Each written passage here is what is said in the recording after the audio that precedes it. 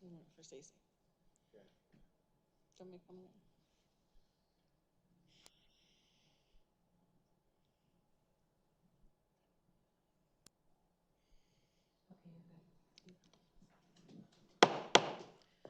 Good evening. It is now 6:37 p.m. Thank you for your patience. This is the Lower Saucon Township Council meeting, August 19th. Can we have a informational statement from the manager? Thank you. Couple of items. This meeting is being taped and broadcast live over YouTube, so the tape will be available for future viewing. Also, on the agenda tonight, there was a grant application for a drone for the Lower Saucon Police Department. Once we start the formal part of the business, there should be a motion to remove that from the agenda and substitute the resolution for the purchasing of 5 portable speedboard to be deployed throughout the township. So it'd be 2 motions, one to remove the drone one, and the second one to add the speedboards. I hate to say it, but it'd be nice if you spoke up, into the microphone. Thank you very much. Is there a statement from the solicitor at this time? Yes. In anticipation of public comment, and as we all are aware, public comment is an opportunity for the public to provide their views with regard to agenda items at the appropriate time and non-agenda items at the appropriate time. Rather than having some unanswered questions, we thought it would make sense to address a couple issues in advance. There have been some preliminary discussions between, this first one relates to fire and Lower Saucon Fire Rescue in the borough of Hellertown. There have been some preliminary discussions between the borough and the borough's representatives and Lower Saucon Township and Lower Saucon Township representatives with regard to providing fire services to Hellertown residents. At this stage, it's very preliminary, very informal, and if and when a concrete proposal is ready for council's review, it will be brought before Township Council at that point for review, comment, and possible approval. But it's not on today's agenda, and it may or may not appear on a future agenda. In addition, separate and apart from the fire issues, there was some issues in the media with regard to a survey. There was a survey that was distributed by the Lehigh Valley Planning Commission, and for clarification purposes, it was not drafted by the township, and we wanted to make that clear before anything else happened. So those are the 2 things for informational purposes. In addition, prior to tonight's meeting, there was an executive session, which I can address now, which is on 1E. We did have an executive session. There were some contract negotiation discussions. No official action took place at that time.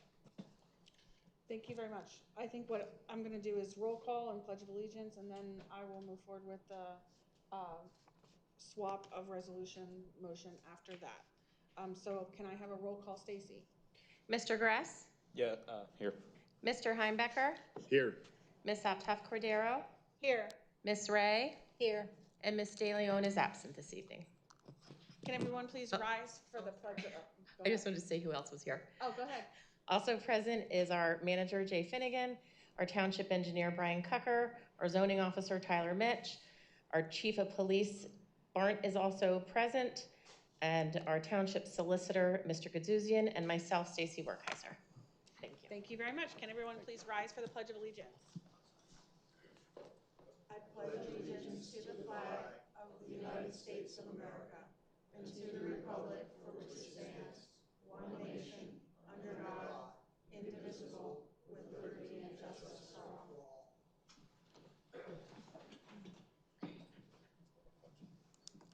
Thank you very much. At this time, I would like to entertain a motion to remove Resolution 63-2026 that had been advertised, indicating that the Norco Public Safety Grant application would be submitted for the purchase of a police unarmed aerial device drone. Is there a motion for that? I'll make the motion. Is there a second? I'll second. Can we have a roll call on that, Stacy? Ms. De Leon is absent. Mr. Gress? No. Mr. Heimbecker? Yes. Ms. Optoff Cordero? Yes. Ms. Ray? Yes. Motion passes 3-1.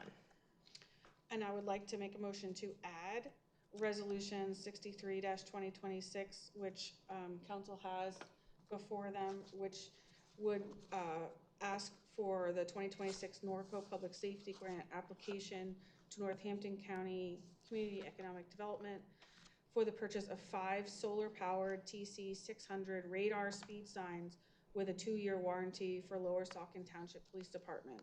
Do I have a motion on that? I will make that motion. I'll second. Can I have a roll call, Stacy, on that? Mr. Heimbecker? Yes. Ms. Optoff Cordero? Yes. Ms. Ray? Yes. Mr. Gress? Yes. Motion passes 4-0. So then, just for clarification purposes, when we get to that item on the agenda, would we vote again to pass the resolution after public comment? Correct. Yes. Correct. Okay. Moving next, we talked about executive session. Junior council members will start in September. I know that we have a number of applications, I believe, but if you are interested or know anybody interested, I know we have a Boy Scout here tonight, so please tell your colleagues. If anybody's interested in being a junior council person, we accept applications for that. That would be to come to council meetings and present information about what's going on in the community, at the high school, or other activities, athletics, and events that you partake in. You can not only be a junior council member for the council, but also on different committees. So we have a planning commission, which deals with developer items that come before the township. You can participate in those committees. Also, EAC has always historically had a junior council person join the EAC, which handles review of environmental issues and the open space applications that come forward. So I would encourage any young members of our community to apply for the junior council positions. I don't know that we've ever rejected an application. So I do welcome that. It's great for your resume.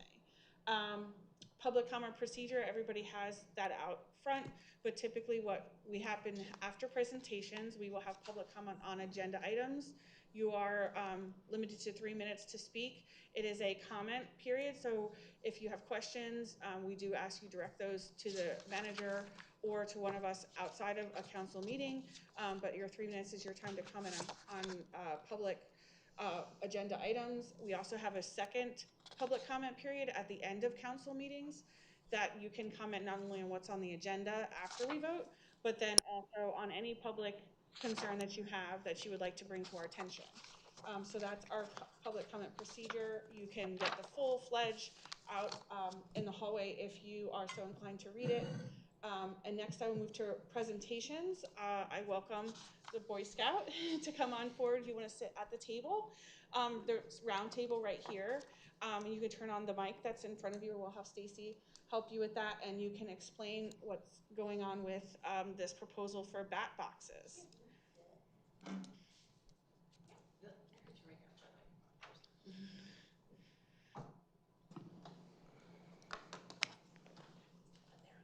All right, thank you. Can everyone hear me? Are good? All right, thank you. If you could just speak up, because sometimes the sound goes up and not back. All right, So, is this that's better? good, All right, yes. thank you. Good evening, everyone. I am Sean Jebich. I'm currently going into 11th grade at Saucon Valley High School. I am a Boy Scout in Troop 191. I'm currently working on my Eagle Scout, and I came here today to present my proposal on a bat box Eagle Scout project. So why bat boxes? Within the past 20 years, white nose syndrome has devastated the local bat population. Some experts estimate that 99% of the population has been wiped out. And bat boxes provide a safe home and community for them to breed and rebuild the population. I'm proposing putting 2 posts in Southeastern Park. Each of them will have 2 bat boxes on either side. This is because Bat boxes are warmed by the sun, and the bats need a warm environment, especially in the cold fall months or the cold spring months. And the bats are very important to our community for a few reasons. Number one, a singular bat is estimated to eat between 1,000 and 1,200 insects per hour. And these insects don't just, they're not just the insects that bite you or that fly around and annoy you. They're insects that are harmful to the environment. Defoliating butterflies and wood-boring beetles are very dangerous to the local tree populations, and the bats are a non-chemical way and an environmentally friendly way to keep these populations low. On a map presented in front of you should be 5 locations I have opted that I think would be best for these bat boxes to go. These locations are based upon resources that they need, such as the closest water source,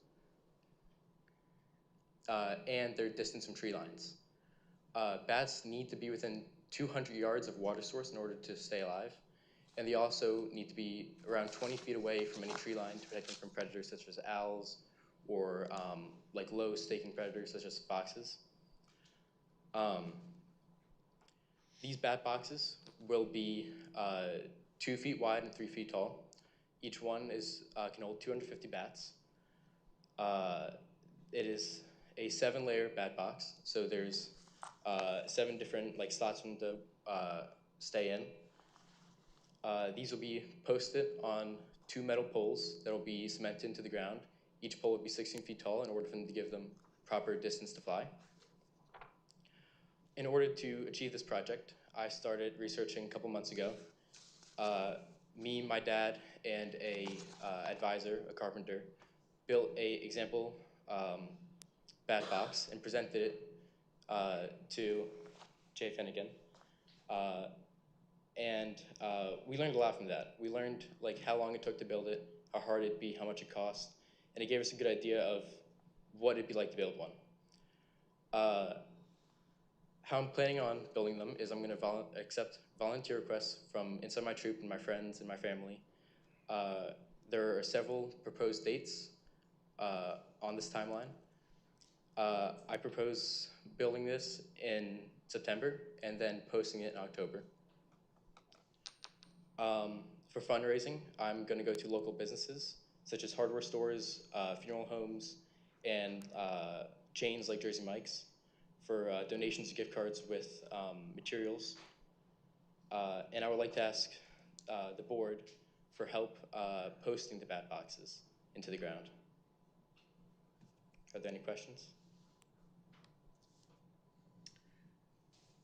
Thank you very much for putting this Thank you. together.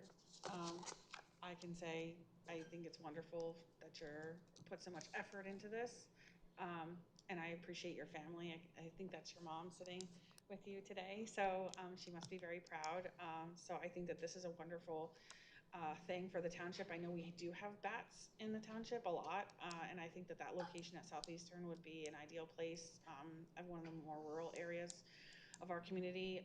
So I think, have you gone out there to see what the bat population is like? Do you have any idea of whether it would attract bats there? We live 5 minutes away from it, so we live in a very close spot. I actually went to summer camp there when I was little. And when I was a kid, I would go outside and I could see 20, 30 bats flying around outside. And now when I go out, I see maybe 1 or 2. The population has really gone down. It's obvious just if you go out and look at it. I do believe that putting these bat boxes here will give them a place to rebuild their population. Okay. Does any other member of council have a question or comments for him about the project? I'll make comments. I mean, I think it's a fantastic project. I love the idea, and I think Southeastern Park's a perfect place. And you had mentioned possibly needing some help to get them placed, because I'm not sure how high up bat boxes go or if there's a recommended height, but I would think Public Works might have a high reach or something that might be helpful. Public Works will be more than willing to assist in getting the stakes post put in. Okay, There you I'm go. assuming Jay Rather already. than like climbing a tree already with a ladder or something. investigated that. Do you mount it to the post and then put it in the ground? Yeah, so from what research I've done, it would be digging the hole, and then on the ground, you lay down the post, you attach both the bad box to either side, and then you put it up all together. It wouldn't be like putting up the pole, then putting them on. It'd be putting it up as one piece. That's pretty tall, right? Because 16 feet, you said? Yeah, it'd be around 16 feet. I think 2 feet has to go into the ground just to keep it stable. But the bats do need like between 10 and 12 feet to like drop and clear the ground before they start flying. I think there's a big one out in, by the schoolhouse. I believe it's still there. A very large bat house that was put in years ago. Is it occupied? I don't know, I never. Have you used the I never went sample there one at you night. made? We Did you haven't got a put up chance the to put it up sample? yet. We just constructed it for like seeing if it would work, seeing if this was like a reasonable project. Are you going to use that one in this project for the installation? No, we're gonna build 4 separate ones, and we're just gonna put this one up like maybe in our own backyard or something like that. Oh, okay. With Public Works consideration, is there any concern with location regarding mowing or maintenance of the parks? Not only did Sean meet with myself, he also met with Roger, and the locations, this whole project is fully supported by the Public Works Department, and will not interrupt or disrupt any of the services needed by great. Public Works. Yeah, I think this is a great idea, and I'm really proud of you for bringing it forward. Thank you. It's really impressive, and if you want to I'm pretty close to Southeastern myself, so if you want to get them up and running so they can eat all the little no-see-ums and mosquitoes that are flying around and biting me on my deck right now, I'd appreciate it. Yeah. I'll borrow your bats for a day, okay? Or a night, I should say. Yeah, go right ahead. My only question was going to be about the installation. I saw you had on your timeline here to be determined, but with your presentation, you said about Public Works being able to assist you, and I think that's an excellent use of that. I really have no questions. I think it's a great project. I think it's incredible that you're putting this before us, and I know I've seen myself a number of times at the schoolhouse, bats nesting behind the shutters of the schoolhouse, which is not a great place for them. So this would be great to get them a proper habitat and get them somewhere where they can help bring back that bat population and deal with the bugs. How many bats is it supposed to maybe be able to hold? Each box can hold like around 250 bats. 250? 150. 250 bats per box. Yeah, but that's like maximum capacity. Okay. And most of the time it's they kind of split between the boxes because they need to stay warm, so you obviously like they group together. But if it's like a hot summer day, they disperse and they split between the boxes because if it's too hot, it can actually kill the bats. Oh, okay. I appreciate that. I think historically, the township has also worked closely with our Boy Scout, Eagle Scout applications. Like, if you have trouble fundraising, please alert us. I can't remember if it was last year or the year before. I believe the township helped defray the cost of that, because we would not want that to be a detriment or an impediment for you to accomplish what you're looking for. So we don't have the cost. I don't think we have that on tonight's agenda, but if there is a need, I would like the township to make sure that we help you in that regard on a future agenda if we have to approve the expense. So I just wanted to say that. And then as far as the motion, we haven't had public comment yet, so what we're going to do is have public comment on all of agenda items, which has to happen before we vote on anything. So we're going to vote on this right after public comment. So you're welcome to stay for that vote. You don't have to stay. I think I can say, based upon the comments I just heard, that you are supported with everyone sitting here. So I don't have any further questions or comments, but thank you again for bringing this forward. Right. And stay tuned for the vote if you'd like to. Thank you so much. Thank you very much. Thank you. Okay, you can just, yeah.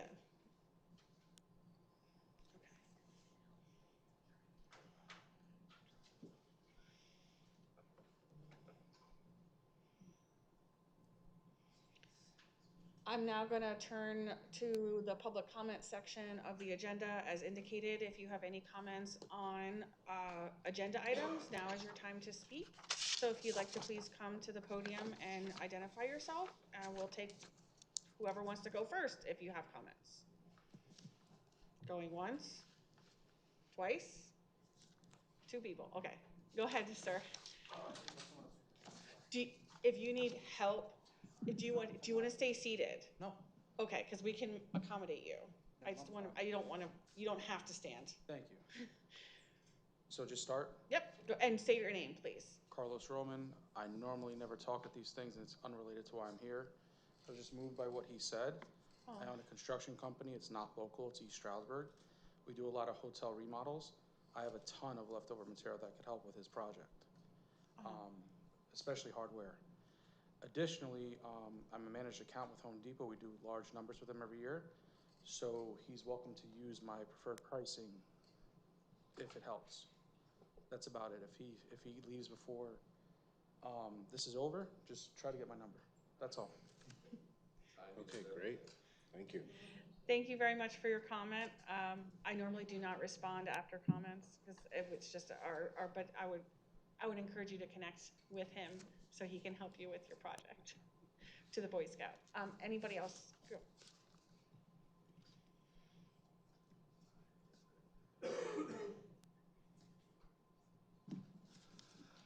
Dave Boulan, Lower Saucon, Alice Drive. I just had some comments on the agenda here.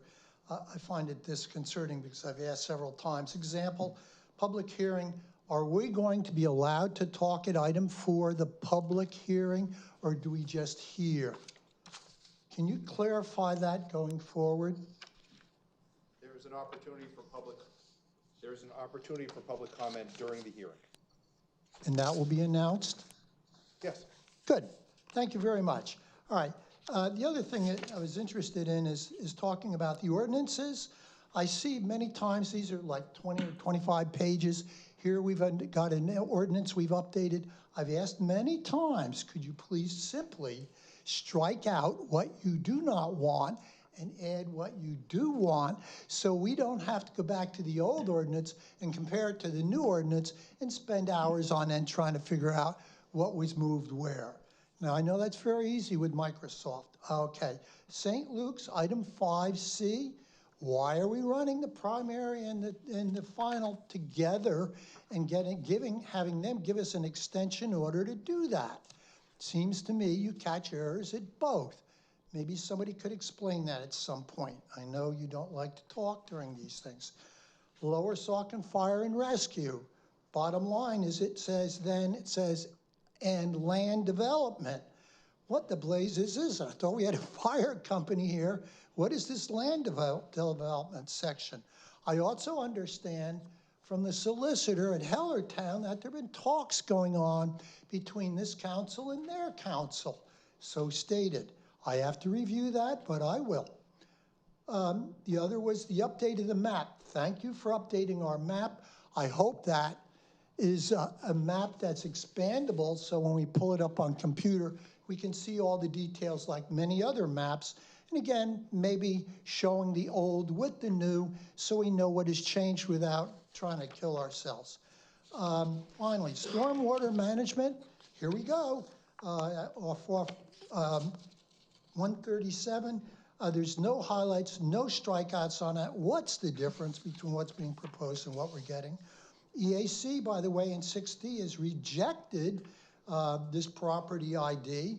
And finally, I'll talk the last 3 minutes when I get a minute to think about it. Thank you. Thank you for your comment. Next person, please.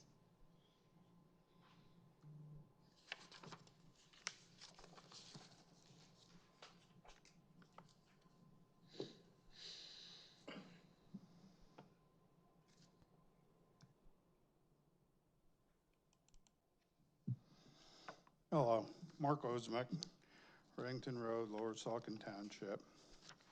And no, I didn't bother reviewing any of this. I was busy at home doing other stuff. To my understanding, a while back, the Lower Saucon Fire Rescue Land Development, I would imagine this is for the Southeastern Fire Company. And to my understanding, it was to begin as a section of the building to be repaired or rebuilt to hold the new fire engine that's too big to go in any other firehouses. And now I seen somewhere that you pretty much want to knock the whole thing down and start over. That's gonna make quite a difference in cost. That's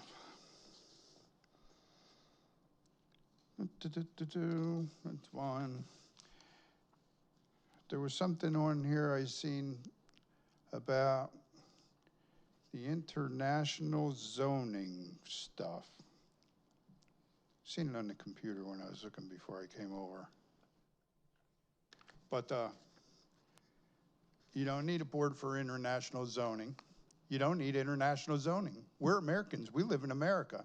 I have no idea what you people are thinking. I really don't.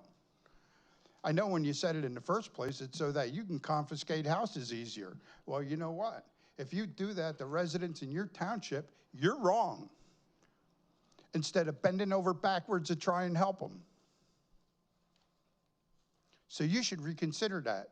You should take that and half the zoning book and probably chuck it out the window and hire our own zoning officer. Maybe you can talk Jimmy into coming back.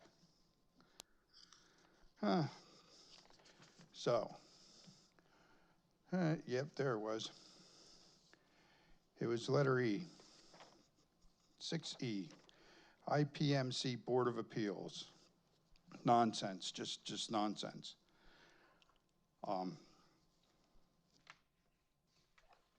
And the garbage thing I was reading back there.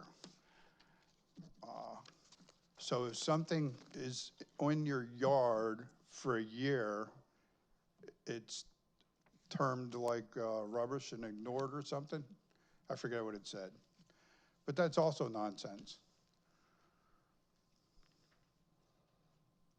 The next thing you're gonna do is tell people how much toilet paper they can use to wipe their ass when they go to the bathroom.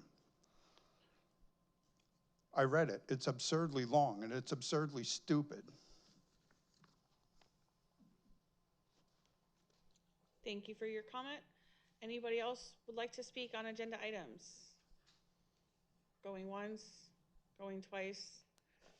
Okay, I am moving on to hearings. The first public hearing to consider adoption of proposed municipal solid waste recycling and waste reduction ordinance. I will turn it over to Steve. Did we want to do the Eagle Scout vote? Oh, yes. Thank you. I said I was going to do it. Okay, so can I have a motion to approve the Eagle Scout project at Southeastern Park? So moved. I moved. Let Laura have it. Okay. Arm wrestle. Is there a second? Taking it? I'll second it. Okay, so first is Laura, second is Hunter. Can I have a roll call, please? Mr. Heimbecker? Yes. Ms. Altough Cordero? Yes. Ms. Ray? Yes. Mr. Grass? Yes. Motion passes 4-0. Thank you very much. Thank you for reminding me. You're welcome. And now I will turn it over to Steve to do the hearing on the municipal solid waste recycling ordinance. Yes, this is the, as indicated, the ordinance for Lower Saucon Municipal Solid Waste Ordinance. It has been properly advertised and it's ready for a hearing. The first step is to have a motion to open the hearing. Somebody like to make that motion? I will make that motion. Somebody like to second that motion? I'll second that motion. Casey, when you're ready, could we have a roll call? Ms. Altough Cordero? Yes. Ms. Ray? Yes. Mr. Grass? Yes. Mr. Heimbecker? Yes. Motion passes 4-0. As noted, it has been properly advertised. There's a draft that's in the packet and it's been provided. At this point, we are ready for any public comment. Is there anyone from the public that would like to speak on this ordinance? If there is, we would ask, since there's a court stenographer, that you identify your name, and if your name is difficult to spell it please for the reporter. Is there anyone from the public who would like to be heard?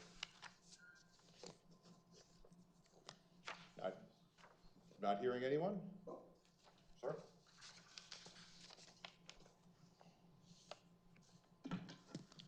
David Boulan, 2025 Alice Drive, Lower Saucon, Bethlehem. Okay.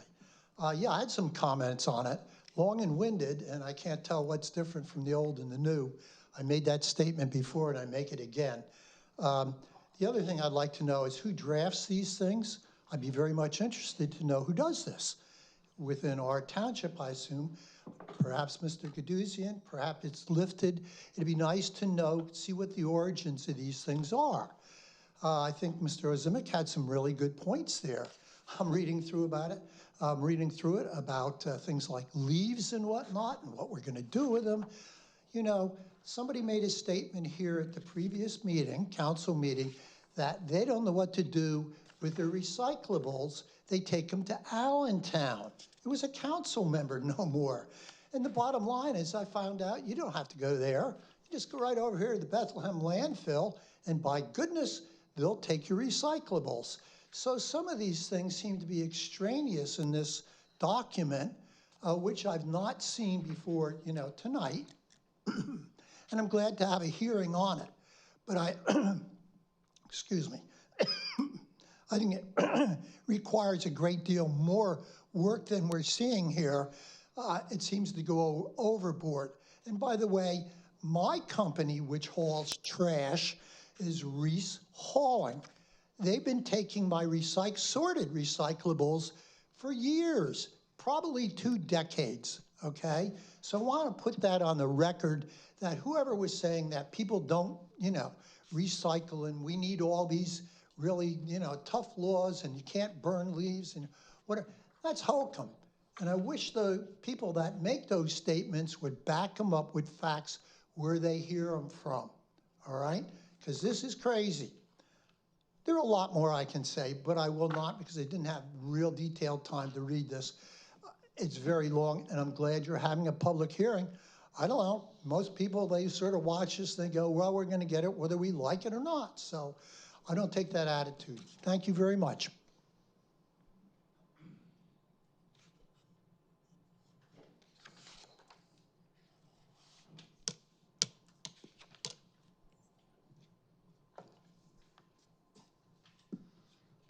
Mark Ozimek, Lower Saucon Township, O-Z-I-M-E-K. As I was reading through this, and I didn't highlight anything,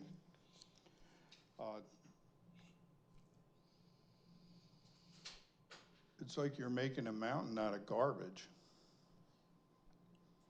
I mean, some of this stuff that's in here that I'm looking through is just container preparation in containers that are approved by council. You're gonna come over to my house and approve my garbage cans? And I don't recycle anything. I put my garbage out, I get about a bag a week we make from the grocery store. All the rest of our recycling, Alex Mill Road gets it. But I'm not gonna tell you that. I want you to think I'm bad. But this is absurd. What's the matter with leaving leaves in your yard to rot and decompose and grow the grass? What's the matter with burning them? I got 2 piles of trees in my yard I need to burn yet that I've been putting off for like 2 years. It seems to me like council is just trying to come up with things that they can throw onto society and at the end of the year say, there it is, look what we did. Even though it might be absurd. So how much of it is beneficial to the taxpayers? And the way I'm reading some of this, the last time we had a discussion about this, I was under the impression, because I can go back and find it, somebody questioned it, and I think it was Hunter that asked it, this was all for businesses. So is it all just for the garbage collection businesses, or does it include the public, like me and everybody else sitting in this room? Because that also creates more problems. for 11,000 plus residents, or some of them that aren't up to par on what's going on. So I would take this and I would strike it down, just like the international zoning thing. You all have a nice night. Is there anyone else Is there anyone else from the public? With that, there's no more public discussion or public comment. Is there any council discussion? As you may recall, this has been brought before council and discussed at prior meetings. But is there anything that anybody would like to add? I would just like to reiterate that we are updating our township ordinances to reflect the mandate by the state, which requires that we have an ordinance if we have a population, I believe, over 10,000. Correct. Correct. There's a statutory requirement to have such an ordinance. So I wanted to reiterate that, and I think that it's an appropriate and responsible thing to do for our community to comply with the state regulations and to move our township forward. I do have a comment. To follow up on what you said, Madam Chair, this is in compliance with the Pennsylvania Municipal Waste Planning, Recycling, and Waste Reduction Act passed by the legislature and signed into law by the governor in 1988. It is mandated by the state that municipalities over 10,000 residents have this chapter in their code of ordinances.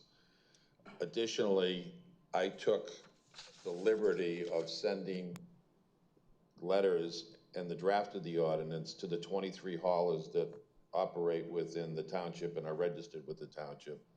Received a call from one stating that they were 100% in favor of this ordinance passages, and that asked anyone else that had any comments to get it in by last Friday. So 23 organizations received the letter with the ordinance, with obviously no concerns, or they would have contacted us. And the one that contacted us is 100% in support of this township adopting this ordinance. Thank you, Mr. Finnegan. I'll make a comment or feedback then on the leaf, just to make it clear. There's nothing here that says you can't leave your leaves, stay in your yard to compost there. That's actually preferred. Yeah. That's the best way to do it. So what's not allowed is you're not supposed to put your leaves in with your trash to go to the landfill. So compost them yourself or take them to the compost center. So that's all I wanted to clarify on that. Jay, just to reiterate what you said, essentially, because of the size of our township, we have to pass this or something of this nature, or else we could, in theory, be on the hook legally for not complying with the state's mandate, correct? Correct, and the haulers that operate in the township should already be doing this, so it should not be a burden on them because they're required by statute under their own operating licenses. In your, you have much more expertise and experience with local government than I do. In your experience... You call me old? In a polite way, yes.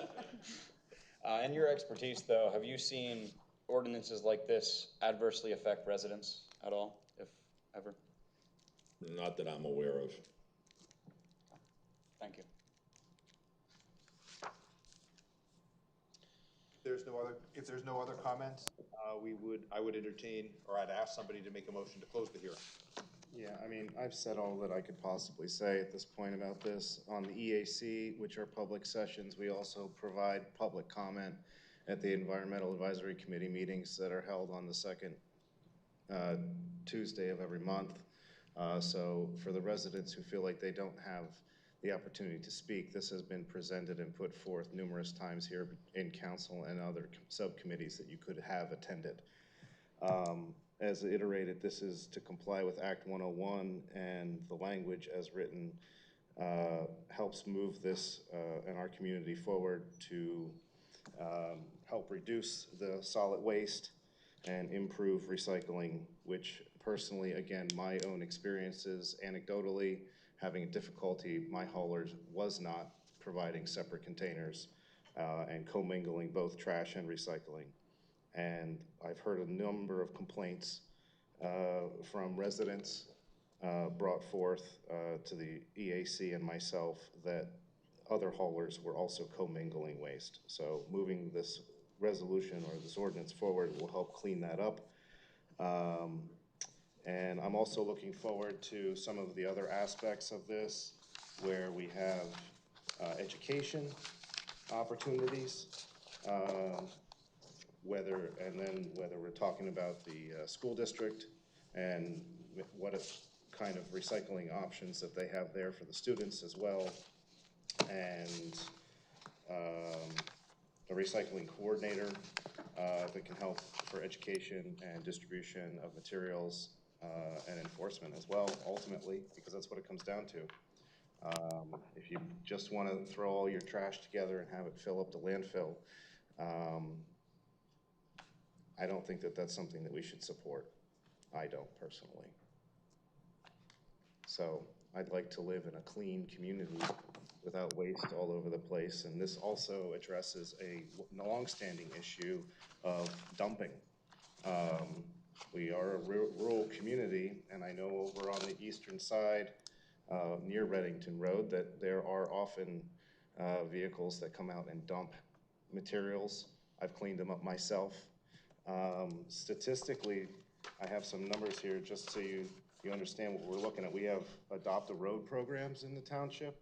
The spring, 78 volunteers donated 61 hours of their time to clean up 57 bags of garbage along our roadways. Okay?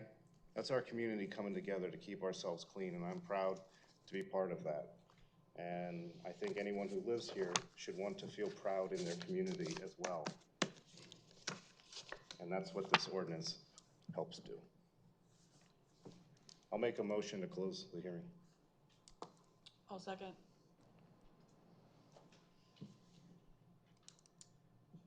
Ms. Ray? Yes. Mr. Grass? Yes.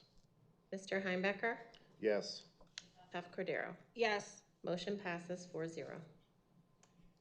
That is, at this stage, if somebody would like to make a motion to adopt the ordinance identified as Lower Saucon Municipal Solid Waste Ordinance, which was as identified as last revised 6/23/26. I'll make that motion. I'll second. Ms. Ray? Yes. Mr. Grass? Yes. Mr. Heimbecker? Yes. Ms. Optoff Cordero? Yes. Motion passes 4-0. Thank you. That concludes this matter. We can now move on to the next item. Thank you. Next, moving on to developer items, we have resolution 60-26, which is Shaw 2168 Riverside Drive Planning Module Component Number 2. I believe we've all had that in front of us before. Brian, you want to go ahead and give us an overview of what's happening here? Sure. I think we've seen this before. Maybe they went to zoning, I don't remember, but they have, it's an apartment building on Riverside Drive that has gone through, got all their zoning approvals over the years. Part of that process is to construct a new septic system. It is considered a community system, 2,800 gallons a day, so it requires sewage facilities planning. Planning module has gone through all the review agencies and is ready for council's adoption. Following, assuming council approves it, DEP approves it, that authorizes the SEO to issue the permit for the system, and they can construct the new system. Okay, I will entertain a motion to adopt resolution 60-26 for 2168 Riverside Drive Planning Module. Is there a motion? I'll make the motion. Is there a second? I'll second that motion. Can I have a roll call, Stacy? Mr. Grass? Yes. Mr. Heimbecker? Yes. Ms. Optoff Cordero? Yes. Ms. Ray? Yes, sorry. Motion passes 4-0. Thank you very much.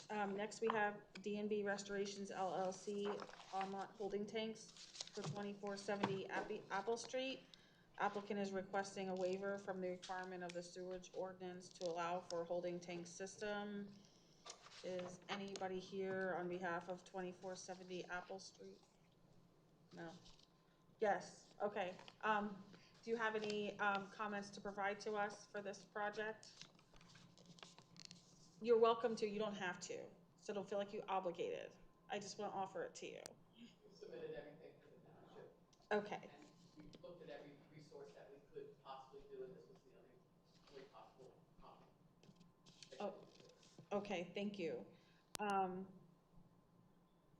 I would entertain a motion for Lower Saucon to sign all the necessary documents as outlined in the Hanover Memorandum to Scott Grazek dated July 16th, 2026, subject to the applicant meeting the conditions in the memorandum and subject to the review of the approval of township staff, engineer, and solicitor.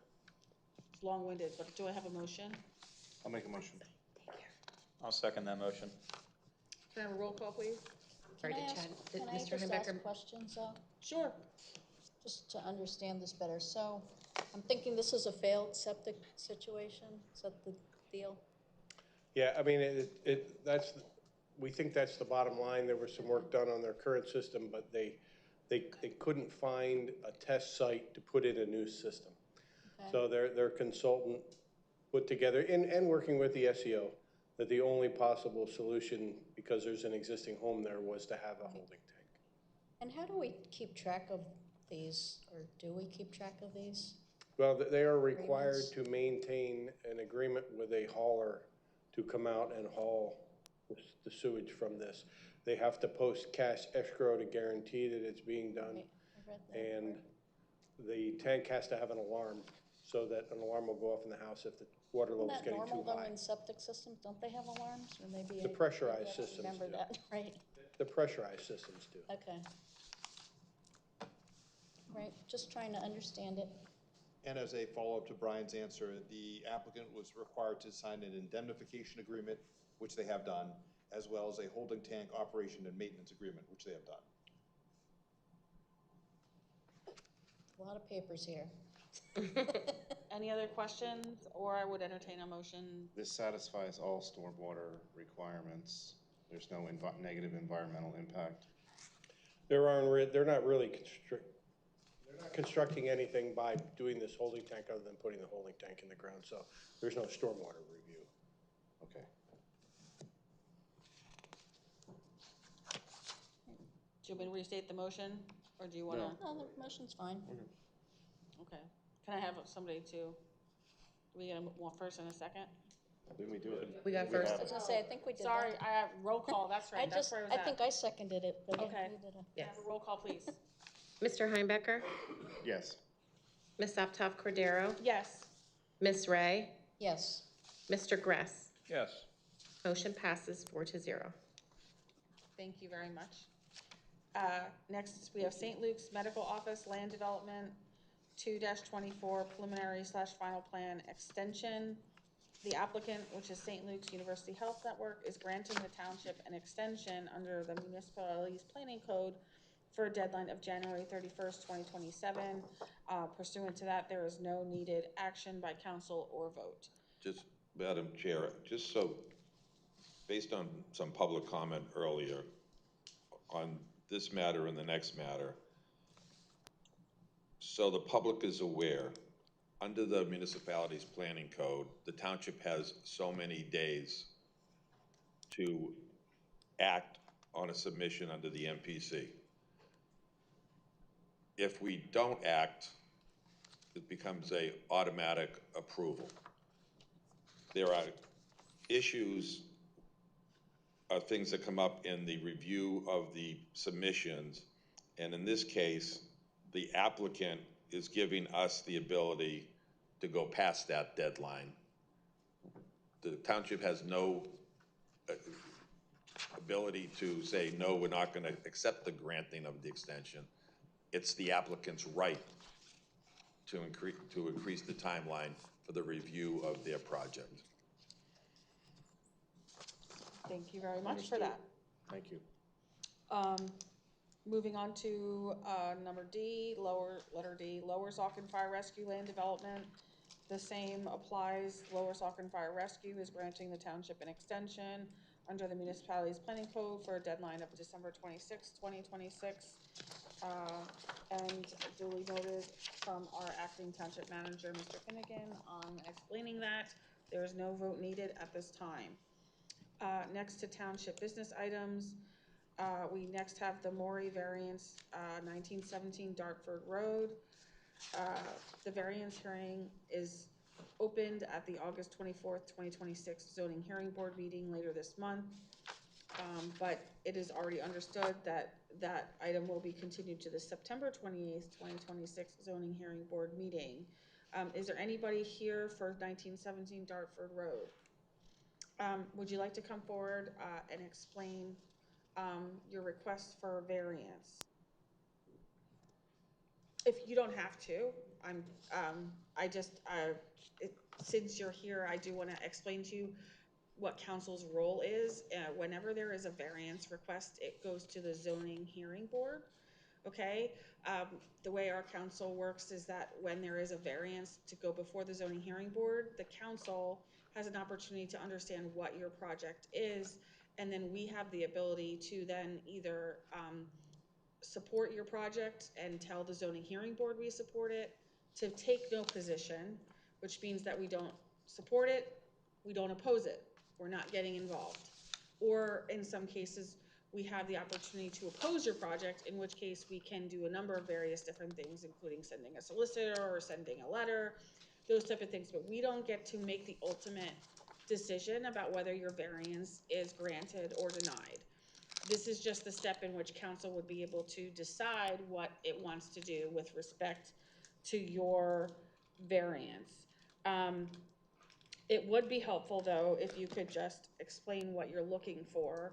And the other thing I would also want is usually what we ask when residents come before us is if you've spoken to your neighbors about it. And if you haven't, I would highly recommend that you do. It's very helpful to the zoning hearing board if they know that generally the rest of your neighbors are happy with your project. And if there's any opposition, then you get a chance to understand that and work through it as neighbors. But anyway, if you'd like to come to the podium, you can either come to the podium or sit at the table, whichever you prefer.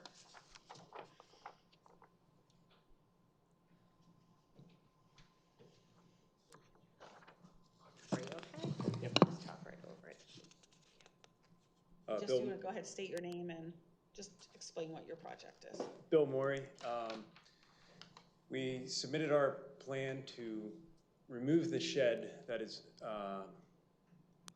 in the location of coming in our driveway. There's a shed there, and we'd like to remove the shed and place a two-car garage there. With the garage attached with a little breezeway to the house, which we have a patio out back of our house that is open air. The patio's there, but it has no roof over it or shelter, so we can't use it if it rains or bad weather. And we'd like to have it attached to make it look more appealing from the street, like it's part of the house and not just a garage thrown at the side of our driveway. And in the pictures there, that shows what the back of it would look like. And the reason for the garage is the fact that it is a ranch home, so it does have a garage currently, but due to the size of cars currently, it doesn't really work with what is now available. So that was the other issue. So it's not really a two-car garage, it's more like It's like a one-door garage that says two-car garage, but you put the two cars in there, you can't get out of the car. But I don't know what they did years back. I guess they had smaller cars. Yeah. But yeah. So that's kind of the gist of what we're proposing to do, the variance, and I believe it's the setback on the side of our yard. There is a building there, but it's I guess a movable building, so like it's not a non-permanent structure, so it's the garage will be permanent structure, the shed is not, so that has different code, I guess, for where the building structure can sit. Okay. Tyler, do you want to explain your memo, just briefly? What are the variances they're requesting? Yeah, the first one is the side yard setback. They're gonna construct the garage 6.23 feet from the side property line where a 30-foot setback's required. And they're requesting relief from the building coverage percentage.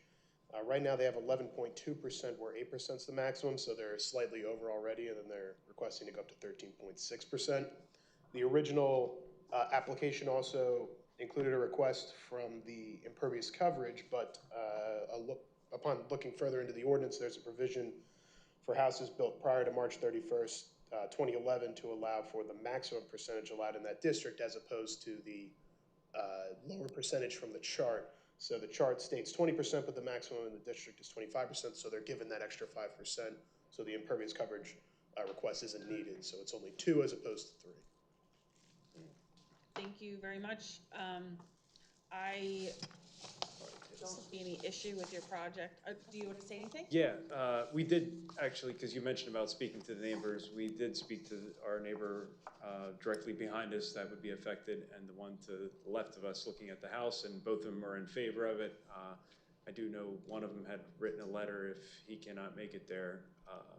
Nice. When you say the left, is that the one that's closest to where the garage is, where you need Yes, the correct. variance? Yep. Okay. And the neighbor to the right of us said she won't be at the meeting, but it doesn't bother her at all. That's wonderful. I would just Yeah, suggest so- that whatever comments you have, and if they were kind enough to write a letter for you, that's wonderful, that you just make sure you alert the zoning hearing board of their approval of your project, because that may impact the decision-making of the zoning hearing board, but we don't get to decide. I would like to entertain a motion for, to take no position on this particular application, which means we neither support nor oppose your application. I'll make that motion. I'll second. Can I have a roll call, Stacy? Ms. Uptoff Cordero? Yes. Ms. Ray? Yes. Mr. Gress? Yes. Mr. Heimbecker? Yes. Motion passes 4-0. Thank you very much, and good luck to you at, I believe you're going to the September meeting, so good luck to you on that. All right, thank you.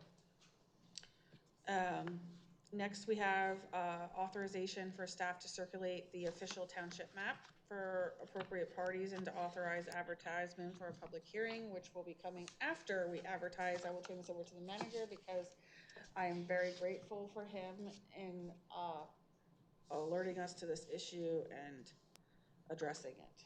Sure. Thank you, Madam Chair. The official township map has not been updated since 1974. So Getting to it. you basically, the old map had very few developments on it. As you can see, this new proposed map has added all the development that has occurred in the township since 1974. It also includes a legend in the bottom left-hand corner, which identifies roads, streams, all types of different topographical features in the municipality, the recreation property owned by the township, farmland, property that's under farmland preservation, and also the FEMA floodplain map is laid on top of it. So this would be to authorize the advertising of this in the proposed ordinance. By statute, we are required to send this proposed map to all adjoining municipalities and the Lehigh Valley Planning Commission and the Lower Saucon Planning Commission for their comments and approval of it. It has already been uploaded to the Lehigh Valley Planning Commission's website so they can get a jump start on this. So this, because of how long they have to comment, we will not be receiving comments back from the adjoining municipalities before the end of September. So this more than likely would be on one of the meetings in October to adopt. As I said, this has not been updated since 1974. I'm not going to give Hunter any more ammunition and tell you where I was in 1974. Where were you, Hunter? But this is antiquated to say the least. Thank you very much. Can you just, Stacy, can you scroll to the eastern boundary by the Lehigh River? I'm just curious, do you identify, no, if you go up, scrolling up, like, yeah, okay. Do you identify conservation easements on here at all? I think we're missing just that. I would just, if we can still Farmland advertise it preserve. with that Yeah, amendment it's that kind you. of labeled funny. Farmland I was preserve. gonna They're ask under about farmland that. preservation. Yeah, but it's, I can see there are at least 2 parcels that are not hatched there that are conserved. The farmland preservation easements that we got from the county are on there. The actual development right type easements. Act 319 is not on there. Like our, And if there's a our conservation. conservation properties. Township conservation easements are not on there. We talked about that, and staff is trying to accumulate a map with all of those, and it does not have to be part of the official map. You can have that on a separate map. You're probably better off having that be more accurate when the staff completes that review. Okay. So the thought process was to have a second map that shows that. We currently are researching both our records and county records, because in some instances, we've already noticed a disparity between the resolution and the deed, so it's gonna take us a while to clean these up. But currently, there's an open space map in the township and then an official township map. They're both antiquated and hanging in the office. Okay. I don't know what other members of council feel like. That would be the only thing I would suggest. And I don't know whether we can advertise it with, I mean, and I understand what you're saying. You don't have the information in front of you yet to really accurately depict the parcels on here. Is that what you're saying? No, we don't. Maybe I would then say that there should be an asterisk on here that says this does not depict conserved land, or we have not identified conserved land. Please refer to.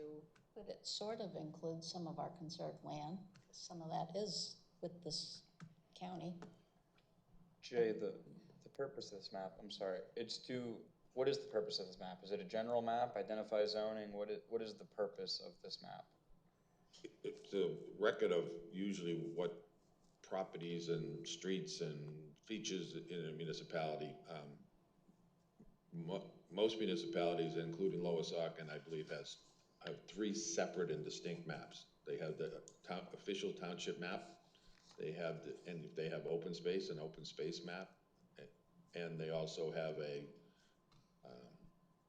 road map that depicts roads a little bit differently that's on here.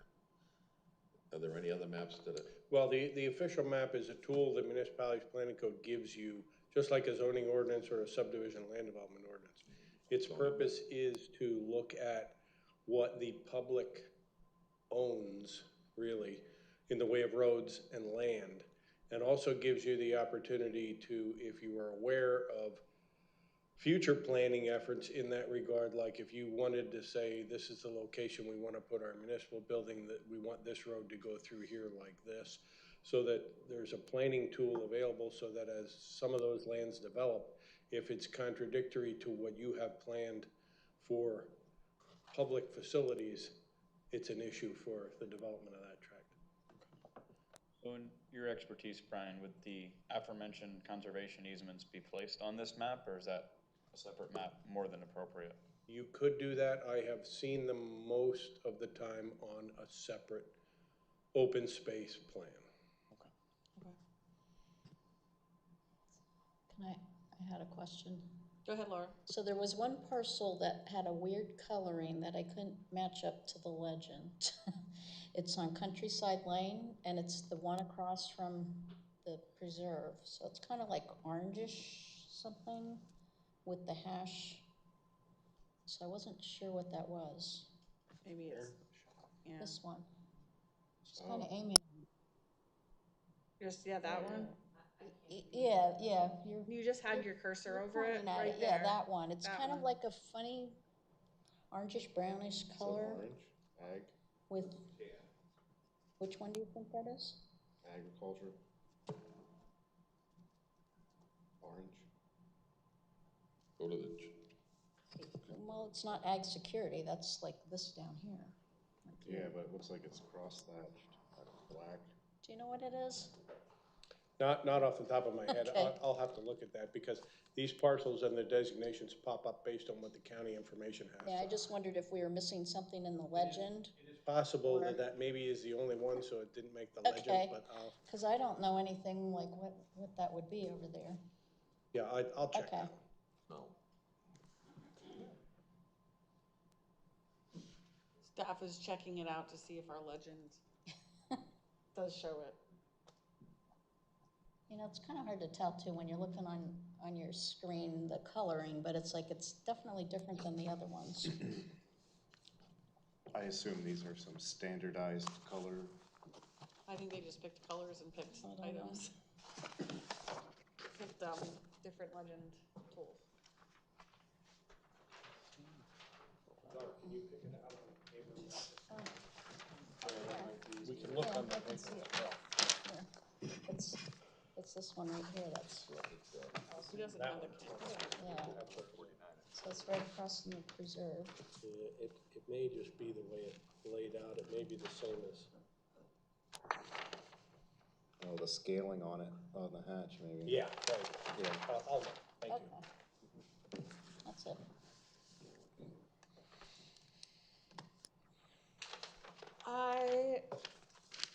So we're not taking an action on this, right? We're just- advertising it? I was gonna entertain a motion to advertise. I Unless, thought you wait till you get the feedback from the or a surrounding motion to send it municipalities. to the groups. The motion is sent to LVPC? Yep. Okay. I'll entertain a motion to circulate the updated official township map to the appropriate parties and authorize staff to advertise for a public hearing. Like, so do both in one. But like Jay said, because of the circulation requirements on top of LVPC, we wouldn't get it back until October-ish. So if there's any changes that are gonna be made, they're gonna have to be re-advertised? Or we can incorporate them Hopefully in? they would be de minimis and they would not need to do re-advertising, and I don't see, I think the Okay. hatches are just double hatches as opposed to a singular hatch. Whatever. I think it's already, I mean, it's just my perspective, but I think it's already identified. It's just that the legend doesn't, if it could either or, but I just think it would be de minimis because it's already identified, just wasn't Yeah. labeled. Or- It is or in just- fact a separate, Yeah, okay. like, type of parcel. Okay. All right. I will make a motion to circulate the updated official township map to appropriate parties and authorize staff to advertise for public hearing. Is there a second? I'll second. Can I have a roll call, Stacy? Ms. Ray? Yes. Mr. Gress? Yes. Mr. Heimbecker? Yes. Ms. Aptow Cordero? Yes. And passes 4-0. Next, we have authorization to advertise for a public hearing, the amended stormwater management ordinance of chapter 137. Do we have, Brian or somebody to give us, Brian? So what precipitated this ordinance originally was related to our MS4 reporting to DEP. All the property owners that have regulated stormwater management and permitted facilities are required to submit annual reports to the township, which we then turn around and submit as part of our MS4 permit to DEP. what we were finding is, despite numerous attempts by the township staff, some of these property owners are not returning those reports, and there is no consequences to that. So this puts a fine to that if they do not return those reports. While we were amending it over the years, since we tried to consolidate everything into one ordinance in 2022, we realized after reviewing some plans that some portions of the newer regulations models from LVPC were not in the ordinance. So this ordinance puts them in. And also we noticed some things that were missed, we think, during the original codification of the 2022 ordinance. So this corrects that and puts them in. Thank you very much. Does any council members have any questions about this?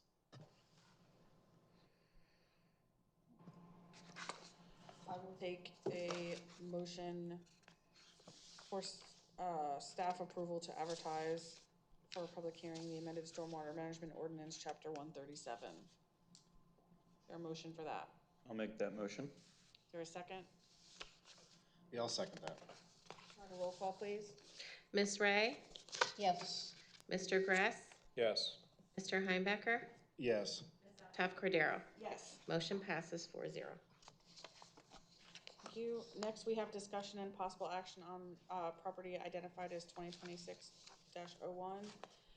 We will consider authorizing an appraisal to be prepared for the same property.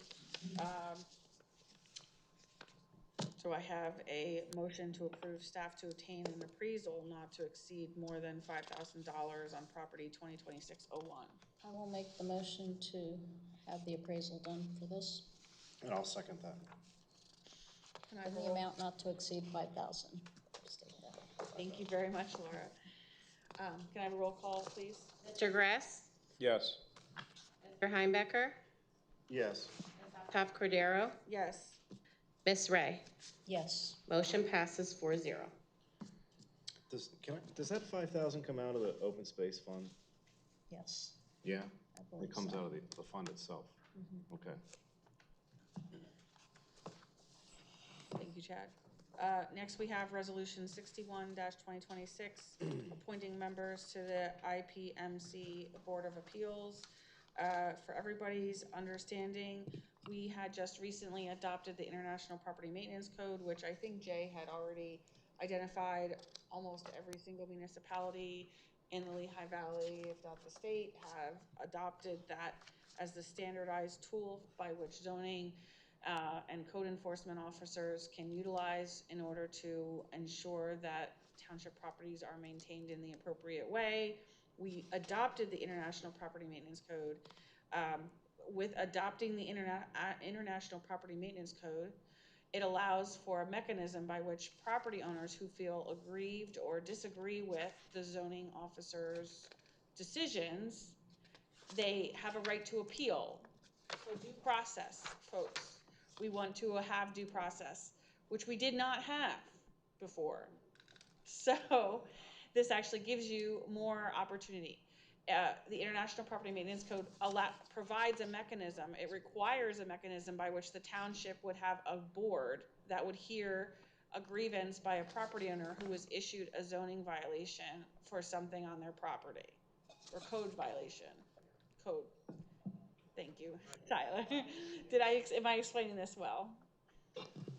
Yeah, essentially, the township has a similar board for the Uniform Construction Code as well that allows for property owners or residents that have received a violation under the IPMC can then appeal if they disagree with the code enforcement officer's determination. We have, just for complete clarity, we have not issued any violations under the IPMC because I did not feel that it was right to issue violations if residents did not have the correct, or did not have a Board of Appeals to appeal that determination to. So once this Board of Appeals is actually set up, then the IPMC can be fully implemented. As of right now, we're not utilizing it because it's not fair to the residents. Thank you, Tyler, and I believe you brought this to our attention, so I appreciate that. Yes.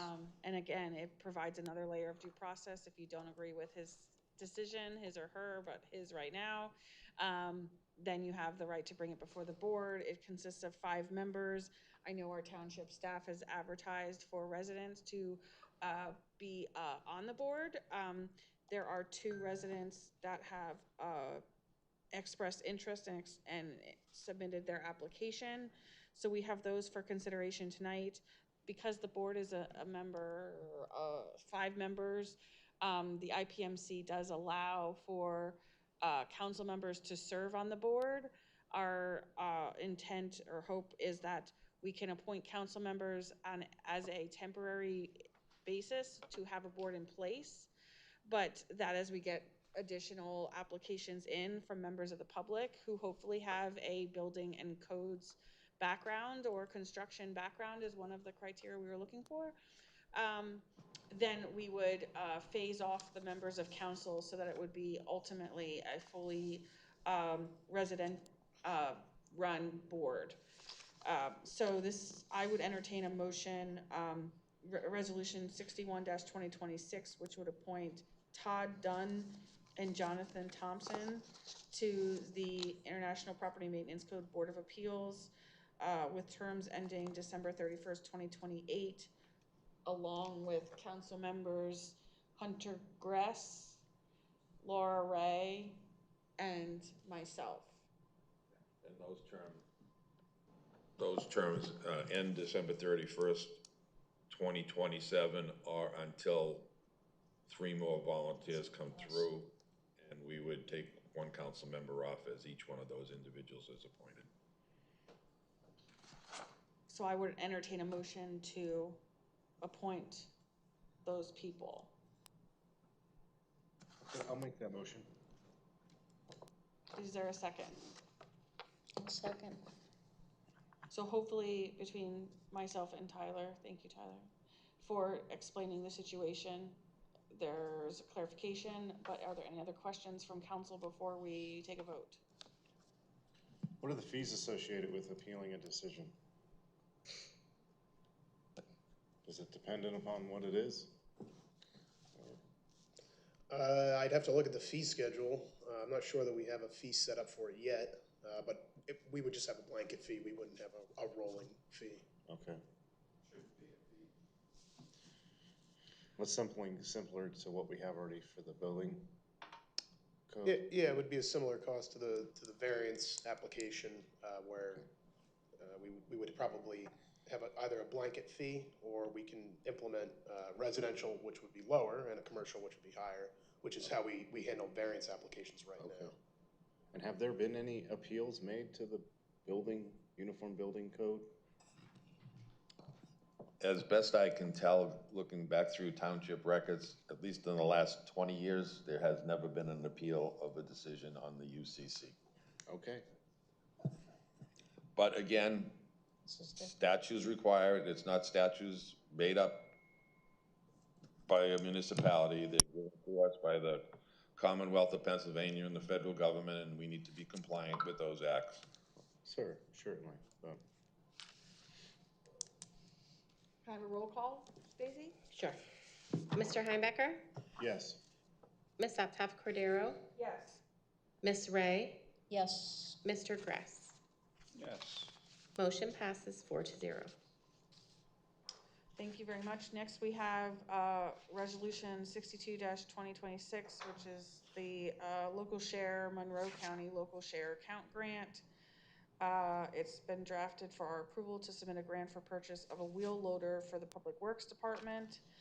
Can I have a motion to approve Resolution 62-2026 for the LSA Monroe grant, purchase of wheel loader? I'll make that motion.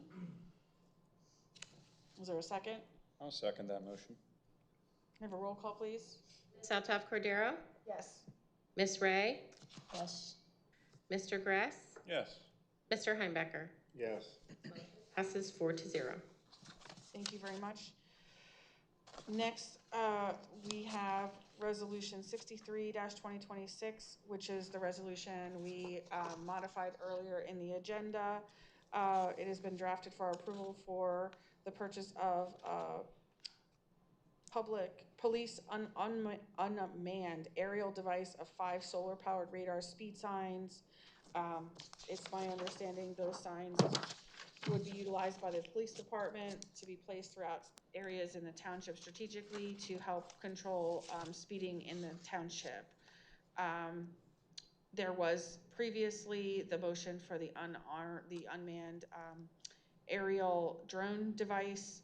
I can say that I've had conversations with our manager about that, and my hope was that we could try and address some other needs in the police department that may have a higher need than acquiring a drone.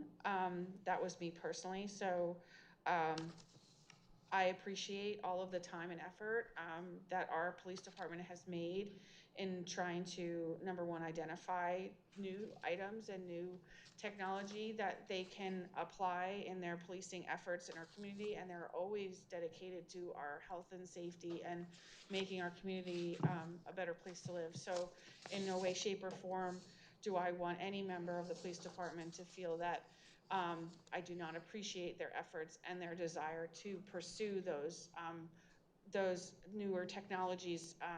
So I wanted to make that clear to our department that I appreciate their time. I know there was one officer in particular who spent a lot of effort in investigating drones. The other item that I identified in that issue was we do have mutual aid departments that are very close to our township that I understand have been historically responding to needs in the community that have drone, whenever we have an incident requiring a drone, that we've always had mutual aid respond appropriately for those. However, I am always open to the need for a drone in the future should those circumstances change. So I do appreciate and understand the need for the drone. I am thankful that they investigated that and then also investigated other items in the township that we could utilize to better reflect what's going on in the community. So I just wanted to make that statement for everybody's understanding if they saw the change in resolution. So the 5 solar powered signs are $6,666, and we would be applying for the Northampton County grant, which is a total of a maximum of $20,000. So I would like to entertain a motion to approve the resolution for the TC 600 radar speed signs. I have comment. Do you want that before or after we, someone makes It should be after a motion and a Okay. second. Yeah, because I think we changed the resolution already, so the resolution is just for the signs at this point in time. Understood. Is there a motion for the signs? I'll make the motion to approve grant application for the radar speed signs. I'll second. Okay, go ahead, Hunter. So, was the determination to have the signs instead of the drone made by the police department, or who made that decision? I don't know if that's a Jay question, or... We just did. We did. I know, but who brought up the idea to have, instead of a drone, to have the grant go towards the signs themselves? I mean, who came up with? After it was determined that we should not apply for the drone, I met with the chief and explored many different opportunities. Additional long guns for the squad, these signs, AEDs, multiple things, and at this point, we believe that this is the most appropriate one. And as I said, I don't even know who heard me earlier, but I want to make this comment. After the Boy Scout made his presentation and the contractor immediately offered help, I said, what did I say? Timing is everything. Timing is everything in life. The officer that's usually on duty here tonight was not able to make it due to family commitments, and the substitute officer is the one that put together the drone stuff, so I want to publicly acknowledge his efforts because it was well thought out, and a lot of research went into it, so I just want to thank him for his efforts publicly. So just for my, thank you for your efforts on that. For my understanding, Jay, the determination to not pursue the drone was made by council in their vote earlier today, correct? Correct. Okay. I think it's a shame we missed out on that opportunity. It provides advancement for our officers, and it provides a much closer resource. I know with the fire department, we've used drones before on multiple incidents, and having a drone that's here with our police department that could get there in a matter of 5 minutes rather than a 20-minute drive on top of the response time of whoever that drone operator is from our mutual aid. I think that would be a great benefit not only to the police department but also to the fire department and emergency services as a whole here in the township. And I think that's a missed opportunity, and it's unfortunate that council does not want to go this direction. Thank you, Mr. Grass. Any other Well, members of council have a comment? I know that, you know, after the Meadows Bridge reopened recently and seeing some other comments that come back from the residents that speeding is a big concern for individuals. And I think that based on the public feedback that I'm seeing regarding flock cameras put up and the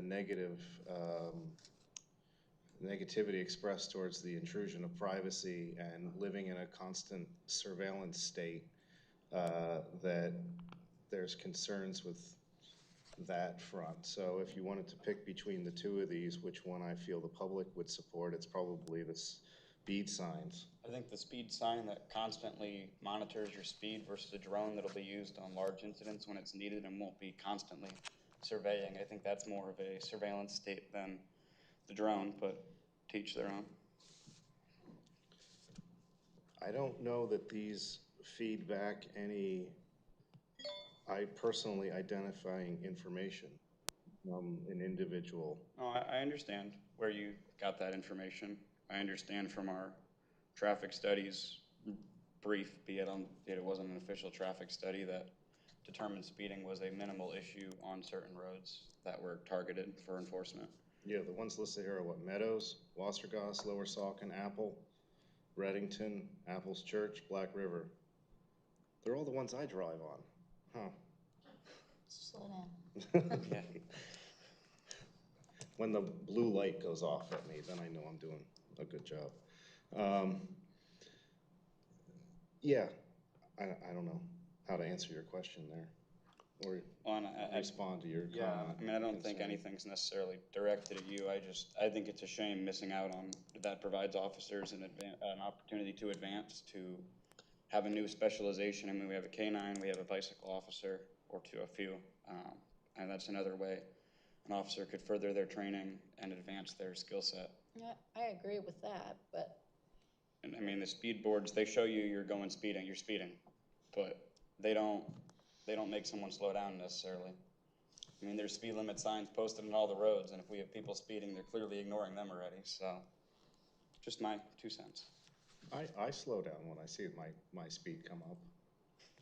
Okay, so that makes you more we kind. did have, It does we had make you comment more from aware. Hunter, we had comment from Chad. Laura, would you like to go, please? Yeah, I mean, since this all came about pretty quickly, I just did a quick search trying to understand better on the drones myself. And what I saw is that, you know, so it's booming with the departments that are getting these things now. So they put in a special, the FAA put in a special waiver process for first responders to use these. Within a 2-month period after May of 2025, they granted 410 waivers. So it's coming in like crazy, but there's a lot of things that haven't caught up with all these drones going out there, and that is the guardrails in place to regulate how the information that they can get is used. So the drones themselves can have HD cameras, thermal imagery, license plate readers, AI-powered analytics, they can do automatic tracking, they can do facial recognition, and there's a lot of privacy concerns with this, and there have been arrests made erroneously with bad data from the facial recognition. Like they say, they're sold as an emergency response tool, but they can easily be abused. So I think that, you know, I'm not saying we should never have these, but I think we should maybe consider what sort of legal framework we'd want to have in place or ordinances to control these. I know on the news recently, there's and I don't know where it is, with the flock safety where they have police department misusing it to track their ex-spouse's girlfriend or whatever the heck, it's like Peyton Place, but you know, things like that happen, and you wish it wouldn't, but it could. So you really do need to take these things into consideration before you just jump in and do it. And some of the legal things I saw is like the Supreme Court decision regarding police aerial surveillance dates back to 1989, so old stuff. Technology's changed since then, so a lot more things are being done. Our state regulation it falls under Title 42, Chapter 67A. That was added back in 2017. So even since that time, you know, look how much the technology has changed. So I, you know, would just like to think before I'm not saying we're never going to have these, but we need to take these other things into consideration. That's all. Thank you, Chief. I see that you're there. I just wanted to make one more comment, and then I would love to hear your input. Thank you. The other concern that I had was I was looking at it from a like frequency of need in our community, and as we move forward, looking at the drone program, it wouldn't be like a one-time purchase where you would have a drone and then you don't need to do anything further with respect to that device.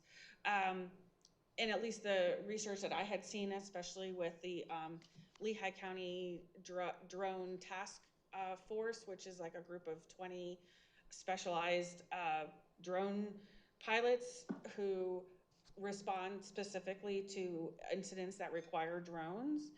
They indicated in at least the article that I was aware of, and I think all of council and even the chief had seen that, it indicated that the drone's lifespan can be as short as 3 years. There's multiple batteries and equipment that need to go along with it, along with constant training for our policemen to keep up with not only the maneuvers and how to handle it, but updates in the fast-growing component. And my concern was when we have a lot of equipment for the police that we have to continuously budget for, we add a new item into that rotation of items to be replaced, it ultimately increases the budget, because it's not like something that we're gonna always get a grant for. It's not gonna cover all of the training, the expense for those things. It's not gonna, and the next time we need to replace the drone, it's gonna compete with radios, AEDs, other items that our police need, as I see, as a necessary item. And I think that the speed signs, if we look at our statistics over the course of a year, the traffic enforcement of our police is a very high volume thing compared to incidents with drones.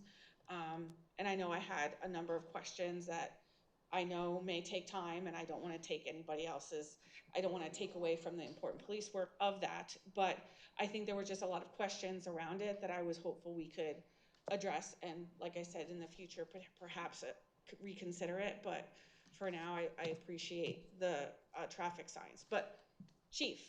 Just very brief, because I'm not going to belabor the issue. The decision was already made, but I want to make it clear. A drone could save an officer's life in a heartbeat. A solar speed sign will not. So that's the first point I'll make. We could go back and research for years and years and years. I started here in 1990. never heard of a drone. Drones are everywhere in law enforcement, okay, today. There's departments that have them. We talk about misuse of equipment. Everybody can misuse equipment, no matter what profession you're in. And these officers in this department are not gonna misuse information or equipment. My goal, and Officer Seeley, who I will commend for putting this together and coming to me and proceeding with it, is to make our police department the most progressive police department around. So we don't have to rely on other departments for equipment like this. We can have it at our expense. We train every day on certain types of equipment. We renew CPR, AED, firearms, control tactics. No matter what kind of equipment we get, we're gonna have to recertify, okay? Some of the things that this can be used for are barricaded suspects. Wow, we just had one in March. We could have used it. Armed or dangerous suspects, the same incident. Perimeter containment, we used it there. We use it on different kind of crime scenes. Tactical overwatch of critical incidents, same thing, we'll go back. Building searches, we do building searches. I wouldn't even know how many, but we get alarms every day and we go into a building. Not that we're gonna deploy a drone in there, but if we have a criminal incident where there could be somebody in the house, we're either gonna send a canine, we're gonna send a drone if we have it. Surveillance of active fleeing suspects. We stop cars for speeding. They flee. We can set up a perimeter, we can activate or deploy a drone. Monitoring safety concerns at large events. We have 2 major events every year in Lower Saucon Township. Outlaw motorcycle gangs, 3,000, 4,000 people. Great spot to use it. We set up a command post already. Ideal, we could monitor it right there. Not to abuse the system, but to use it to save our officers for officer safety. Search and rescue. People with dementia, special needs, wander away from their house. Who gets called out? The fire department, prancing through the woods. The police department, prancing through the woods. Set up a perimeter, deploy a drone.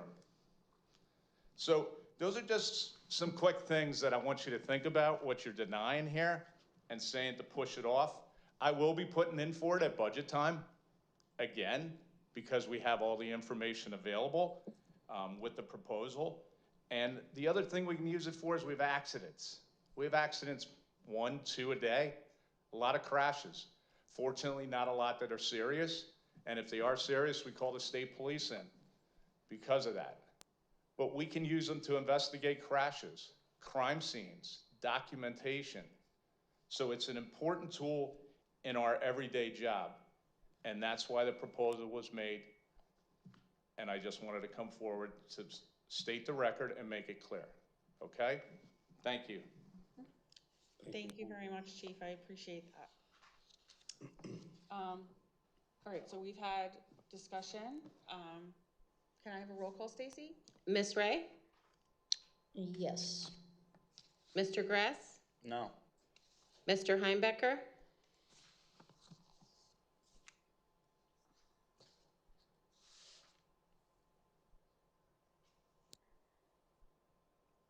Can I ask questions? Sure.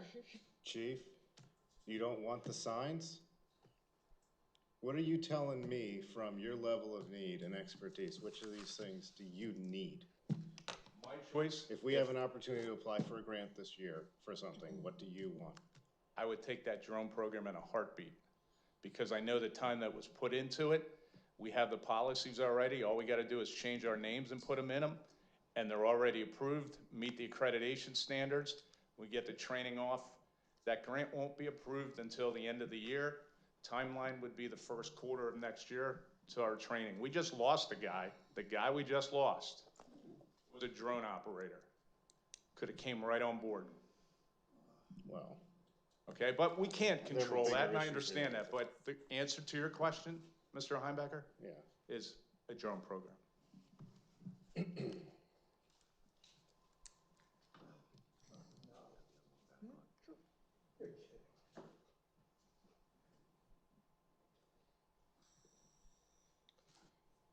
We've already changed That's correct. the resolution. That's correct. I was under the impression that the resolution was changed based on what was needed in priority by the police department. Okay. And that the request was modified to be radar speed signs, which I understand is an issue here, so I would support that. But if I'm being told that between the two of them, you say that that's what you need more, then I respect that. So as an option. We could change it back. But we're already in a roll call, so. Correct, just so we're clear. We haven't done Is there that. when's the timeline due date for these grants? August 30th. August 30th, okay. So, right now, it's, votes 1-1. Hypothetically, if this vote ends up 2-2 It or fails. 1-3, it's gonna fail. You can then make a motion to add The other one back. the one back and then do the same debate on that. Really? But, because we didn't have public comment on the other part, sort of, right? Well, no, you had public. No, we had public comment after we changed it, but the first one was advertised. And if you want to err on the side of caution, you could always have public comment after you added it back on. Yeah, you can do that. I mean, I appreciate the chief's position on this and what he's asking for. I, again, am concerned with the budgeting needs of the township. And like I said, this particular item involves a lot more than just a one-time purchase where and I understand there may be officers that already know how to operate a drone. The biggest item that I had asked was if we didn't, like the incident that we had earlier this year, my understanding is there was drone surveillance provided by the Pennsylvania State Police in that incident, or drone response. So my concern is if we have adequate drone response currently, it gives me pause why we would add that into the rotation of replacement items. I did ask the question, in the incidents that we didn't have drone response, did we ask for drone response from the drone response team that is available? Like I said, there are, like, my understanding is at least 20 drone pilots that operate indoor drones for incidents where you would want to use the drone for an indoor incident, where you wanted to do whatever for searches and rescues. That drone team responds to Music Fest. I don't know if we've asked the drone team to help us for for our hill climb item. That was the other incident that I could completely understand the drone being very helpful for. So from my perspective, if we had a concern with response time for our mutual aid, like I understand Hunter said, well, if somebody could respond or deploy the drone in 5 minutes versus 20 minutes, that could change a circumstance. It absolutely could. I just don't know in any given circumstance, like right now, you have one drone, it has to be batteried, it has to be charged all the time. So that's a concern. If you're using it at the daytime, how are you going to have it available at the nighttime? How is it going to be charged in time? There's a lot of questions for that, but I don't know. But the request that I had asked was, is there an incident in which we asked for drone support that we did not get drone support? And I don't know if we have that information. That would guide my decision making. We would have to search 4,500 to 5,000 calls in 2 days to obtain any of that information, which I didn't have time and I wasn't going to assign that to one of my guys. The price quote for the drones is $13,526. It includes spare batteries. We have to charge our batteries for our AEDs each shift. We have to monitor our lights on our handguns at an annual. We have to charge our tasers, our portables. So this is no different, okay? This is just another piece of equipment and an added resource that can be used in a multitude of ways in law enforcement. Are there any restraints on usage of it for We- surveillance? We would have a strict policy. Policies are drafted. Officer Sealy already obtained policies that I have. He has everything here as far as the proposal and the implementation, training and certification, the structure, everything like that. But that a warrant would be required No. for surveillance? No. We wouldn't use it for surveillance. If we had to do that, we would have to get a warrant if we're gonna send it into somebody's house to do that kind of Flying surveillance. over private property requires a warrant? If we're using it in an investigation, it all depends what type of incident it is. And obviously, we would get the approval from the district attorney's office if it was applicable. I think that's some of the oversight that you're mentioning. Well, yeah, it's just stuff that I read that I will say, things happen. like from council's perspective, we did not receive the memo that outlined all of the pros and cons until after the agenda was published. And I think just as a learning experience, a learning exercise, all of these questions, I feel like if we had more time, because now we're on this time crunch, we want to give you a grant, we want to give you public safety equipment, we have till August 30th. We didn't have any of that information. We still don't have any of the information. And like he said, how is he going to gather the information in 2 days?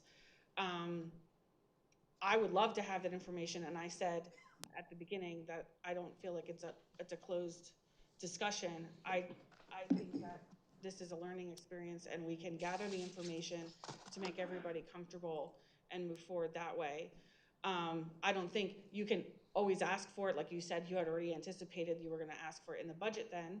So I don't really. Because I knew it was going to be denied tonight, and I'm not going to get into it.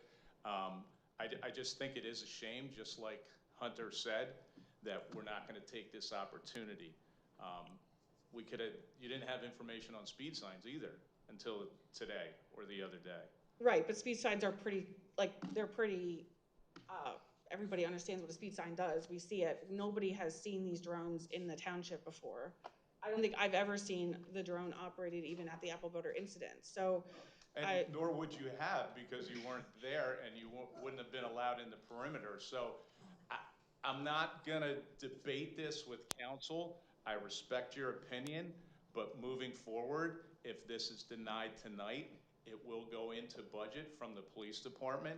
And I could tell you that the officers will understand where it came from. They know my goal and my objectives within the police department. Thank you. Can I ask you another question, Chief? So this is just for one unit, right? No, this is for multiple units. It's for it two, is? correct? Three. There's one for interior and there's two for the exterior. Two for interior, one for exterior. How could you not know these things? Public comment? so right now, Just to clarify where we are, we're still at roll call. Yeah. yes, we're still at Okay. roll call on the And it's resolution for speed signs. And I think it was, Are you gonna put the signs in the budget for next year if they're not put through? Are those something that you need? So either way. Did he say yes? Yes. Just, one other Well, which one do clarification. we get more money from the grant Like then? the signs. It's just basically a wash, but to Victoria's point about the Lehigh Valley Drone Task Force, that, and correct me if I'm wrong, Chief.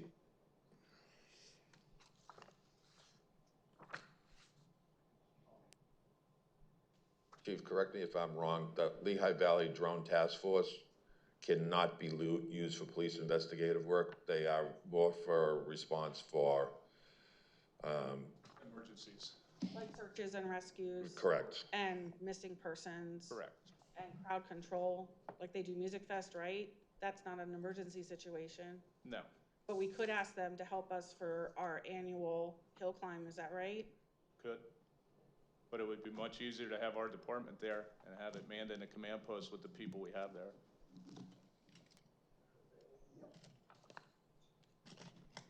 Thank you. So we're in the middle of the roll call. I don't, Chad, you were the one that paused. We might get more money from the sign grant. The sign grant is for the full $20,000. The sign grant's for the full 20, and the other one is for 9,000. Oh.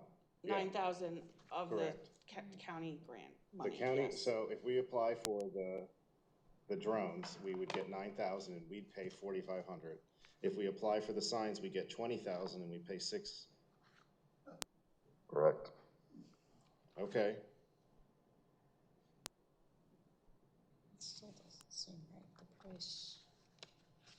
That seems like a better deal. Does that make sense to you? To get more money from the county grant and then apply it into the budget for next year if we feel that this is necessary? What did you say, Jay? Do that and we'll put the drone in next year's budget and get a lot more information, so we can. I think that would be very helpful. And like I said, I think in this experience, I think everybody was trying to do the right thing. I think, I rely on our police to give us what information about what they want. But there is also, I am very mindful of our taxpayers and the information that we need to do budgeting. So when I look at all of these things, it's very difficult when I don't have that information. Even at minimum, the very thoughtful memo done by the police officer was not provided to council when we saw the resolution. So all of that information is helpful, and I'm hopeful that that can instruct all of us moving forward so that when we have these kind of requests, we're not in a time crunch. But yeah. So we had a no from Hunter. I'm a yes. I'm a yes on the grant for the signs because we get 20,000 instead of 9. And then we can talk about the drone for next year's budget. Okay. Yes. Motion passes 3-1. Thank you. Now we have Resolution 64, 2026, Northampton and Lehigh Local Share Grant has been drafted for approval to submit a grant for the purchase of 2 Chevy Tahoes for the police department. We have all that information in front of us, so I will entertain a motion to approve 64, 2026 for the purchase of 2 Chevy Tahoes for the police department. I'll make a motion. I'll second that motion. Can I have a roll call, please? Mr. Gress? Yes. Mr. Heimbecker? Yes. Ms. Aptoff Cordero? Yes. Ms. Ray? Yes. Motion passes 4-0. Next, we have Resolution 65, 2026, placing township items on municipal bid. We have a public works vehicle with a minimum bid of $30,000. Can I get a motion to approve Resolution 65, 2026 for the placement of the public works vehicle on municipal bid for a minimum bid of $30,000? I will make that motion. I'll second that motion. Can I have a roll call, please? Mr. Gress? Yes. Mr. Heimbecker? Yes. Ms. Aptoff Cordero? Yes. Ms. Ray? Yes. Motion passes 4-0. Thank you. Next, we move on to miscellaneous business items. We have the July 15th, 2026 minutes for review. I will entertain a motion to approve those council minutes. Make the motion to approve the July 15th, 2026 minutes. I will second. Can I have a roll call, please? Mr. Heimbecker? Yes. Ms. Aptoff Cordero? Yes. Ms. Ray? Yes. Mr. Gress? Yes. Motion passes 4-0. Next, we have approval of the July 2026 financial reports. Everybody has those. I will entertain a motion to approve the July 2026 financial reports. Make the motion to approve July 2026 financial report. I'll second. Roll call, please. Ray? Yes. Mr. Grass? Yes. Mr. Heimbecker? Yes. Ms. Aptow Cordero? Yes. Motion passes 4-0. Okay. Next, we're on to public comment, agenda and non-agenda items with a 3-minute limit. If you'd like to make a comment, now is your opportunity.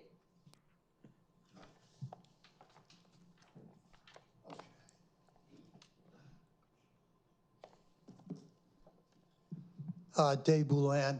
After listening to that non-debate, it's clear that you don't, Virginia, support the police. The bottom line is, if you were aware of what goes on in this township, you would be much more inclined to support them than to talk about it. The bottom line is, car stolen on in my neighborhood, what got it? Ultimately, it was not only the license plate scanners where they saw it at a few places in this township, ultimately a drone and scanners in Philly got it, okay? So don't give me that garbage about it's not worthwhile or you want to put a little sign up. The other thing is that fire that was off Meadows Road down there where the house burned down, don't look at that, look at me. I'm addressing you. And you're supposed to give me respect by your documents. The bottom line is that drone had been available, instead of getting 20 minutes for a truck to be on this scene, it would have been a few minutes. I guarantee that. By the way, an officer leaving, there, you just freed up $100,000. Yep, you're ready to spend millions of dollars on a stone barn that won't save any lives or anything else. To me, the thing that's important in here is that we have good police and we have them in our county. Unlike the library, which you want in Hellertown, unlike the fire department, which apparently is renting itself out to Hellertown, now you're going to do that to the police too? By shooting them, selling them out. I didn't mean shooting them, that was a misstatement. By selling them out? That's what it sounds like. I hope you have a new 100K cooking for a replacement officer who, by the way, knows how to run those drones. This thing goes on and on.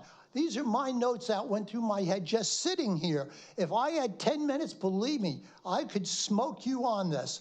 Local police officer with drone operator ready to go in our township. Did you ever read all about these drones and what they're used for? And to sit there and say, Laura, that you don't see them, man, they're all over the place. You must have your eyes on the ground, not in the air. And I have to absolutely commend Chad for asking some of the key questions, because the public gets shot down in the middle of these and has no say whatsoever. And yet for you to take up 20 or 30 minutes, which you do, bloviator, then you suck all the oxygen out of the air in terms of a real debate. Hunter, thank you for asking the questions. That's the kind of guy I want on my council. I don't care which side of the aisle he sits on. And I recommend that you guys read your documentation for a change instead of just having a good old time. Thank you, Chief. Thank you for your comment. Next person, please. Anne Marie Slavic, Lower Saucon Township. So recently have a conversation with Catasauqua Borough, and I found out that Copley allows Catasauqua residents to join their pool. And I said, well, how much do we have to pay? How much does Catasauqua have to pay? They said, nothing. The residents pay for their membership. Oh, wow, that's weird. So Lower Saucon residents who have much higher income average than Catasauqua, we reimburse Hellertown for their pool memberships. So when Hellertown calls, you people, the Democrats on council have no problem. Whatever Hellertown wants, Hellertown gets. Because we're a community, you say. We're a community, and we just want to get along with our community. We want to get along with Hellertown. So whatever Hellertown needs, they get. They get money for the library, they get money for the pool, they get money for everything. Because they don't have any, so we have to provide it for them. So our taxpayers have to give Hellertown money. Next, it's going to be the fire department. And you're questioning the chief of police. You three people are questioning the chief of police about his activities and his procedures and his guys and his roles. And I just think that from the IPMC board, which I believe that you people need to implement and a policy on that IPMC board, that you will have Republicans and Democrats. You will have as many Republicans as Democrats and make it a policy that that board needs to have everybody represented, because I don't want these, you people are environmentalist wackos. There you go, I said it, you are. You're crazy. You want high grass for Lower Saucon, but you want these international standards for zoning, and then you have to have the garbage and the recycling standards because, as Jay says all the time, well, everybody else is doing it. Everybody else is doing it, so we have to do it, except the drone. The military uses drones, but our drones won't have battery life long enough to do anything. Does that make any sense? It doesn't. It doesn't. So now we have on the IPMC board, we have 3 Democrats who are known, sorry Hunter, I have to exclude you from this, 2 environmentalist crazies on the IMPC board from our council, which I don't think is appropriate at all. So you could just imagine all of you people out there who are going to get all kinds of harassments from the council that are on this IPMC board. And again, the police chief tells you what he needs, and you have to debate him, just like you debate the landfill, because you have expertise in running a landfill, and now you have expertise in running a police department, Victoria, which is a joke. Next comment, please.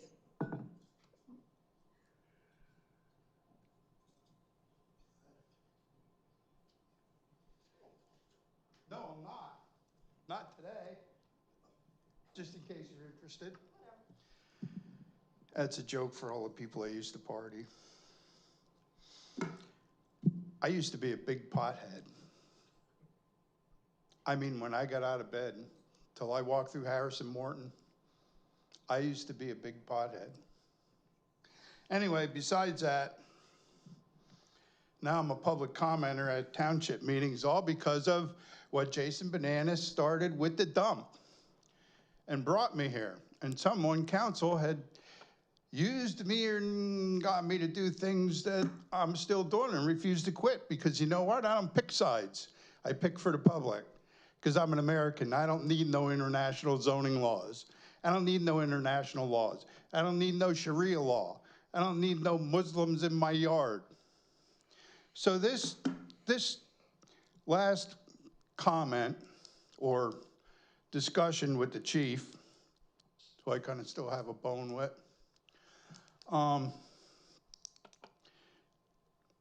this is like a two-edged sword. Because frankly, my opinion, and it's seriously my opinion, technology's gonna kill us. Technology's gonna drag us down the drain and end up killing us.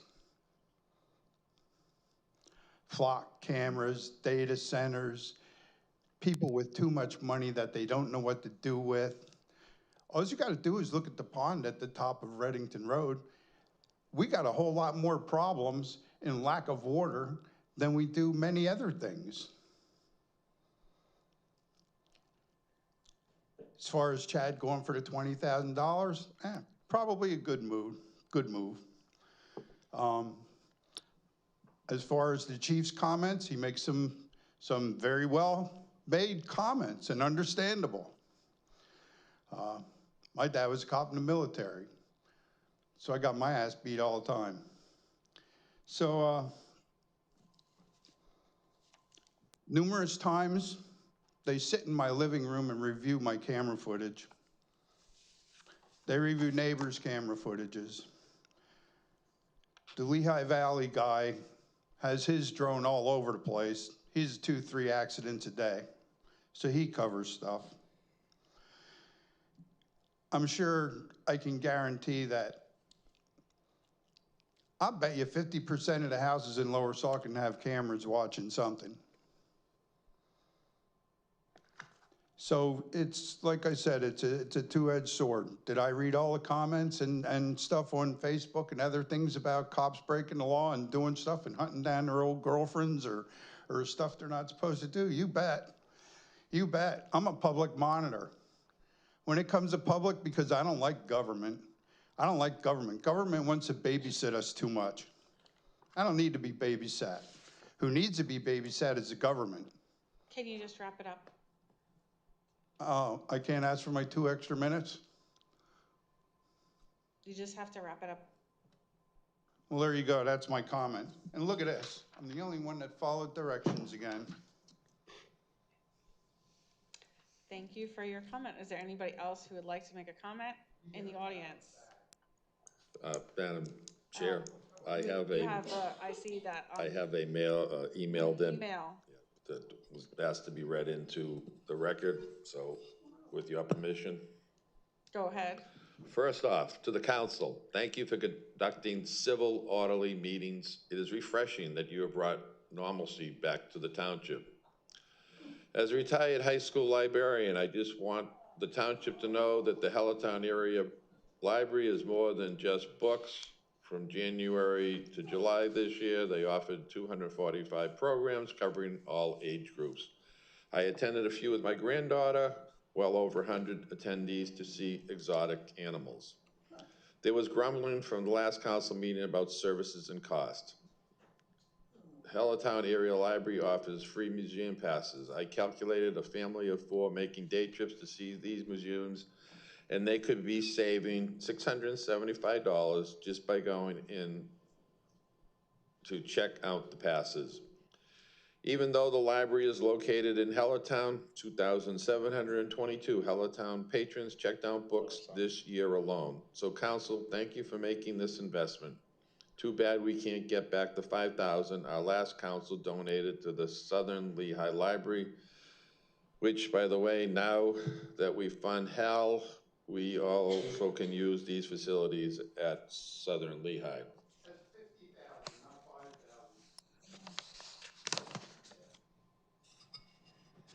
$5,000. So if I misstated, it's 50,000.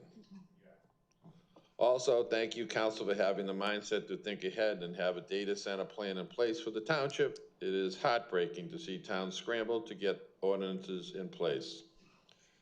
I also appreciate the social media notices I receive. I enjoy reading the newsletter online, hoping that you would consider mailing one in the future. After speaking to a few of my neighbors who are not aware of some awesome happenings, awesome things happening in this township.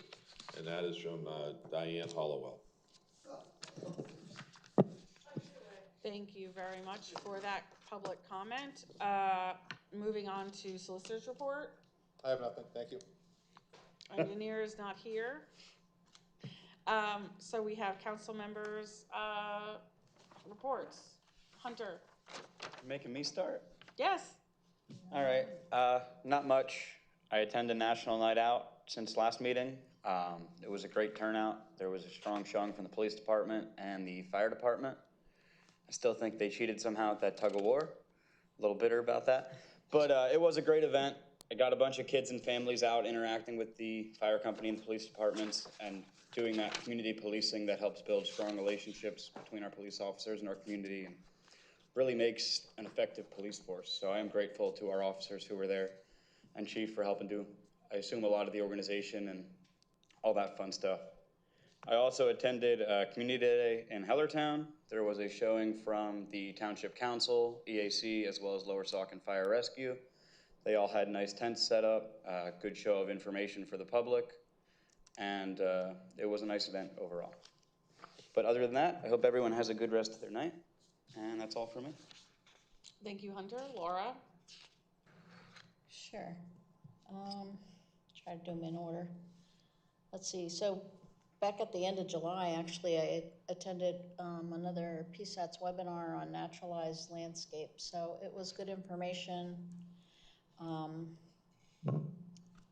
that fits with our meadows and naturalized area ordinance that we'll be talking about in the future.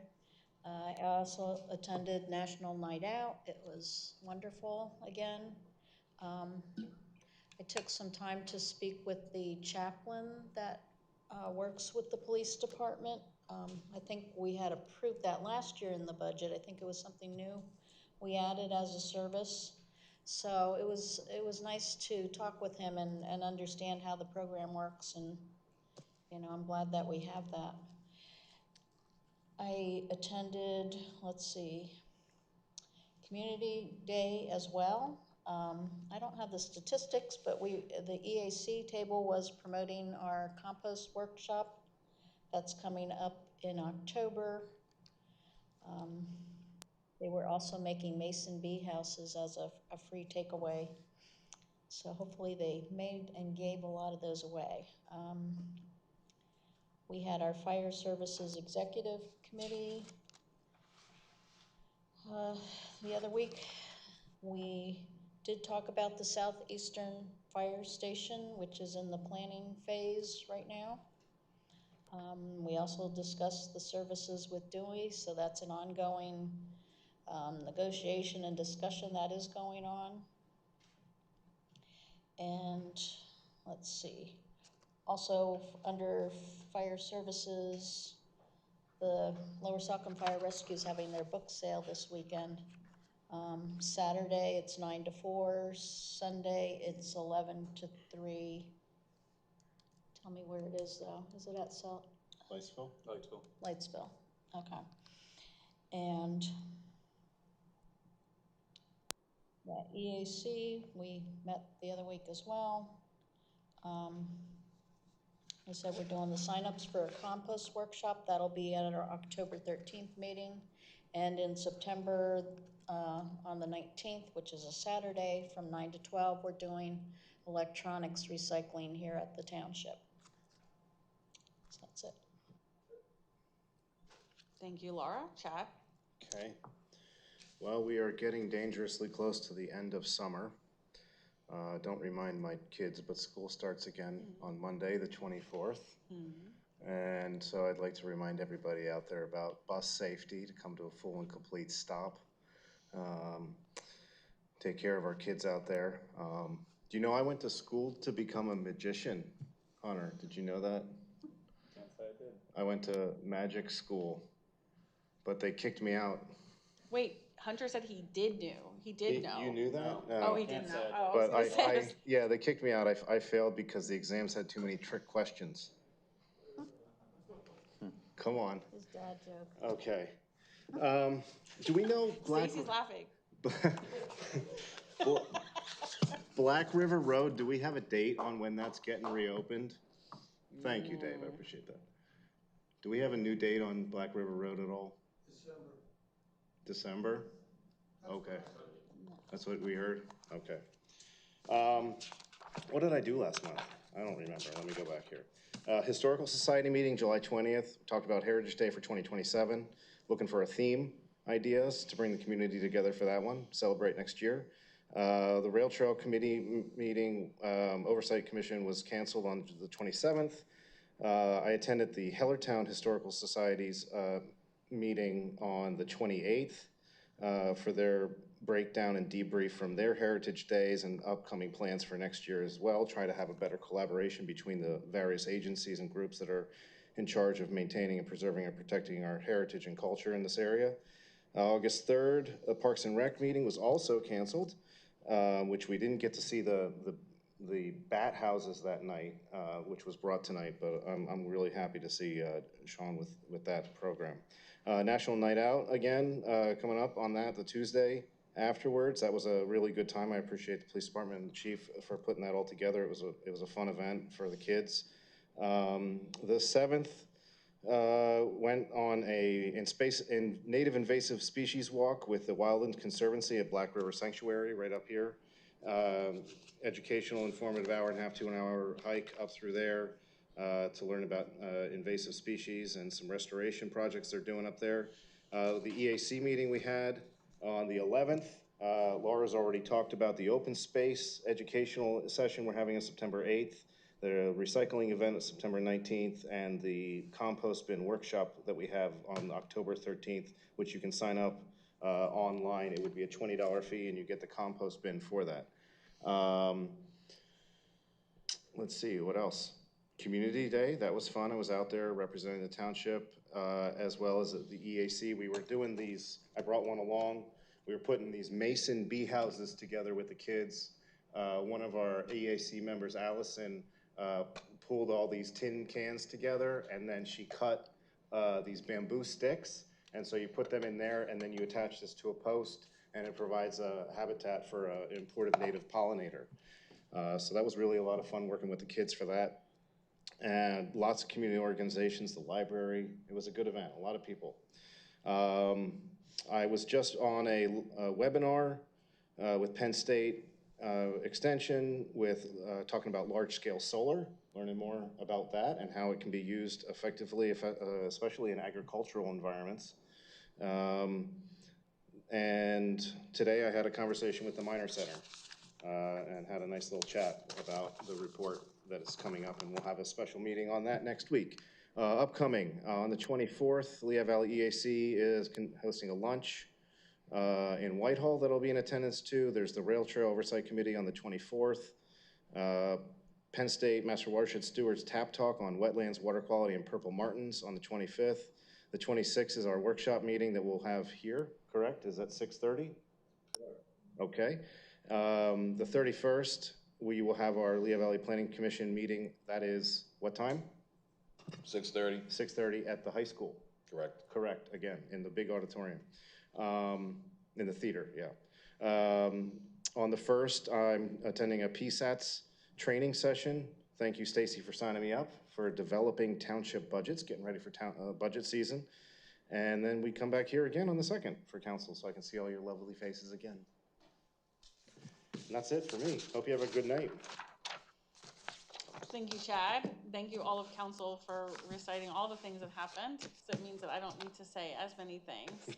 I was at National Night Out, and I thought it was a wonderful event. I can say that our community policing is one of the strongest things that we have, and our police are wonderful at doing it. National Night Out is no exception, and Chief does a wonderful job with that event every year. This year was no exception. I also did Community Day.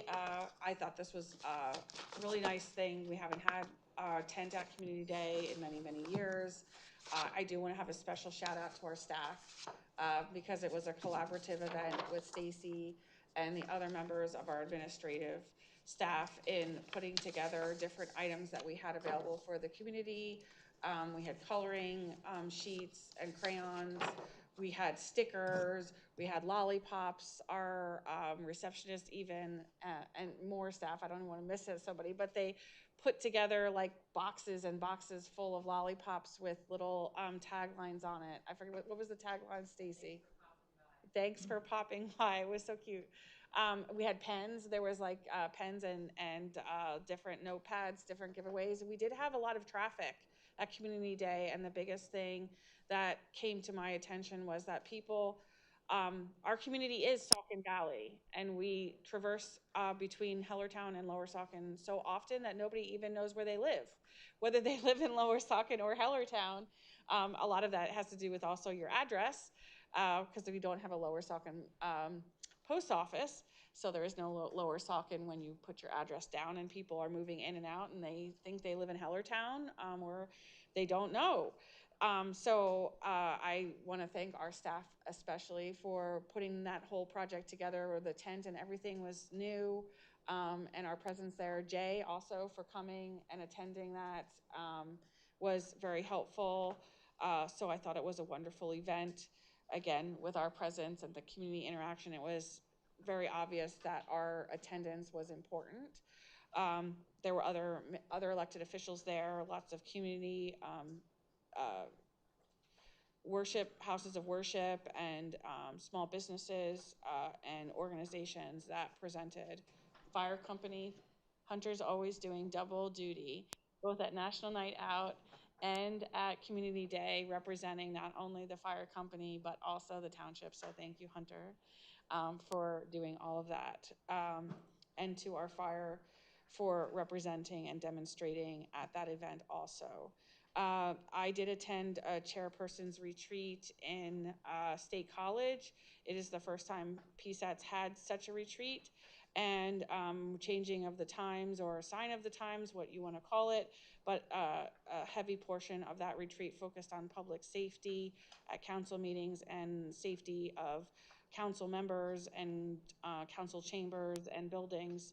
So that was something different that PSATS has started, and I was thankful to have attended that and bring the information from that conference back to our community so that we can be better prepared. I attended that earlier this month. And then lastly, to highlight, because I know we're at the end of our meeting tonight, as many of our people who come to our meetings regularly here tonight know, at the beginning of the year, we did approve projects with the Minor Center out of Lafayette and Lehigh Valley Planning Commission to do 2 separate studies, which I believe are the first that the township has ever undertaken to look at our operational and our financial structure, as well as our zoning and land development, to help us prepare for the future of what Lower Saucon looks like. We all cherish our community, and there are things that we like about it, but we also need to be mindful of how we're planning for the future. And I thank the community for their participation thus far in the surveys and the community meetings, and we are moving into phase 2. But if you'd like to know what's happened the first half, phase 1, please come on August 26th, next Wednesday, special council meeting.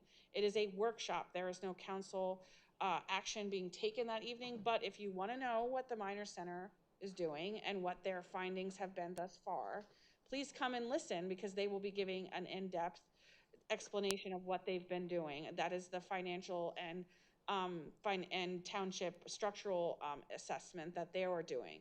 Lehigh Valley Planning Commission is also coming that evening to provide the results of their community meeting they had back in March, and also the public survey that was disseminated to the community. They will be able to provide statistics and information on the community and their interaction and feedback, but also a lot of statistics on just what is our township made up of. You know, how many people work here, how many, you know, what kind of housing population do we have, what kind of commercial development do we have, where are our corridors, all of that. Please come on the 26th to learn what they've been doing. They will be giving feedback to council. We will hear it. We will have questions for them, and then residents will also have an opportunity to interact with those 2 representatives and ask questions. So that is a very unique experience, and I encourage people to attend. We have Monday the 31st, which is phase 2 of Lehigh Valley Planning Commission's assessment on land development and zoning. They will be, again, at the high school, like everybody said. If you had come to the first workshop, you would know that there were different, I would call them pods, throughout the auditorium, where there were 8 to 10 people in each pod. We had approximately 80 people attend that meeting, but each pod had somebody from LVPC there who was gathering information and collecting the input of every person that attended, and that is really guiding their recommendations that council will get the rest of this year. So if you want to have your input heard, please attend on August 31st so that you can share your feelings with Lehigh Valley Planning Commission and learn about phase 2. That is it for me. So I will entertain a motion to adjourn. I'll make the motion to adjourn. Hunter? I'll second the motion. What time do you have to be? You're good. You're good. You're Okay. good. Okay, we are adjourned. Thank you, everybody. See you hopefully August 26th.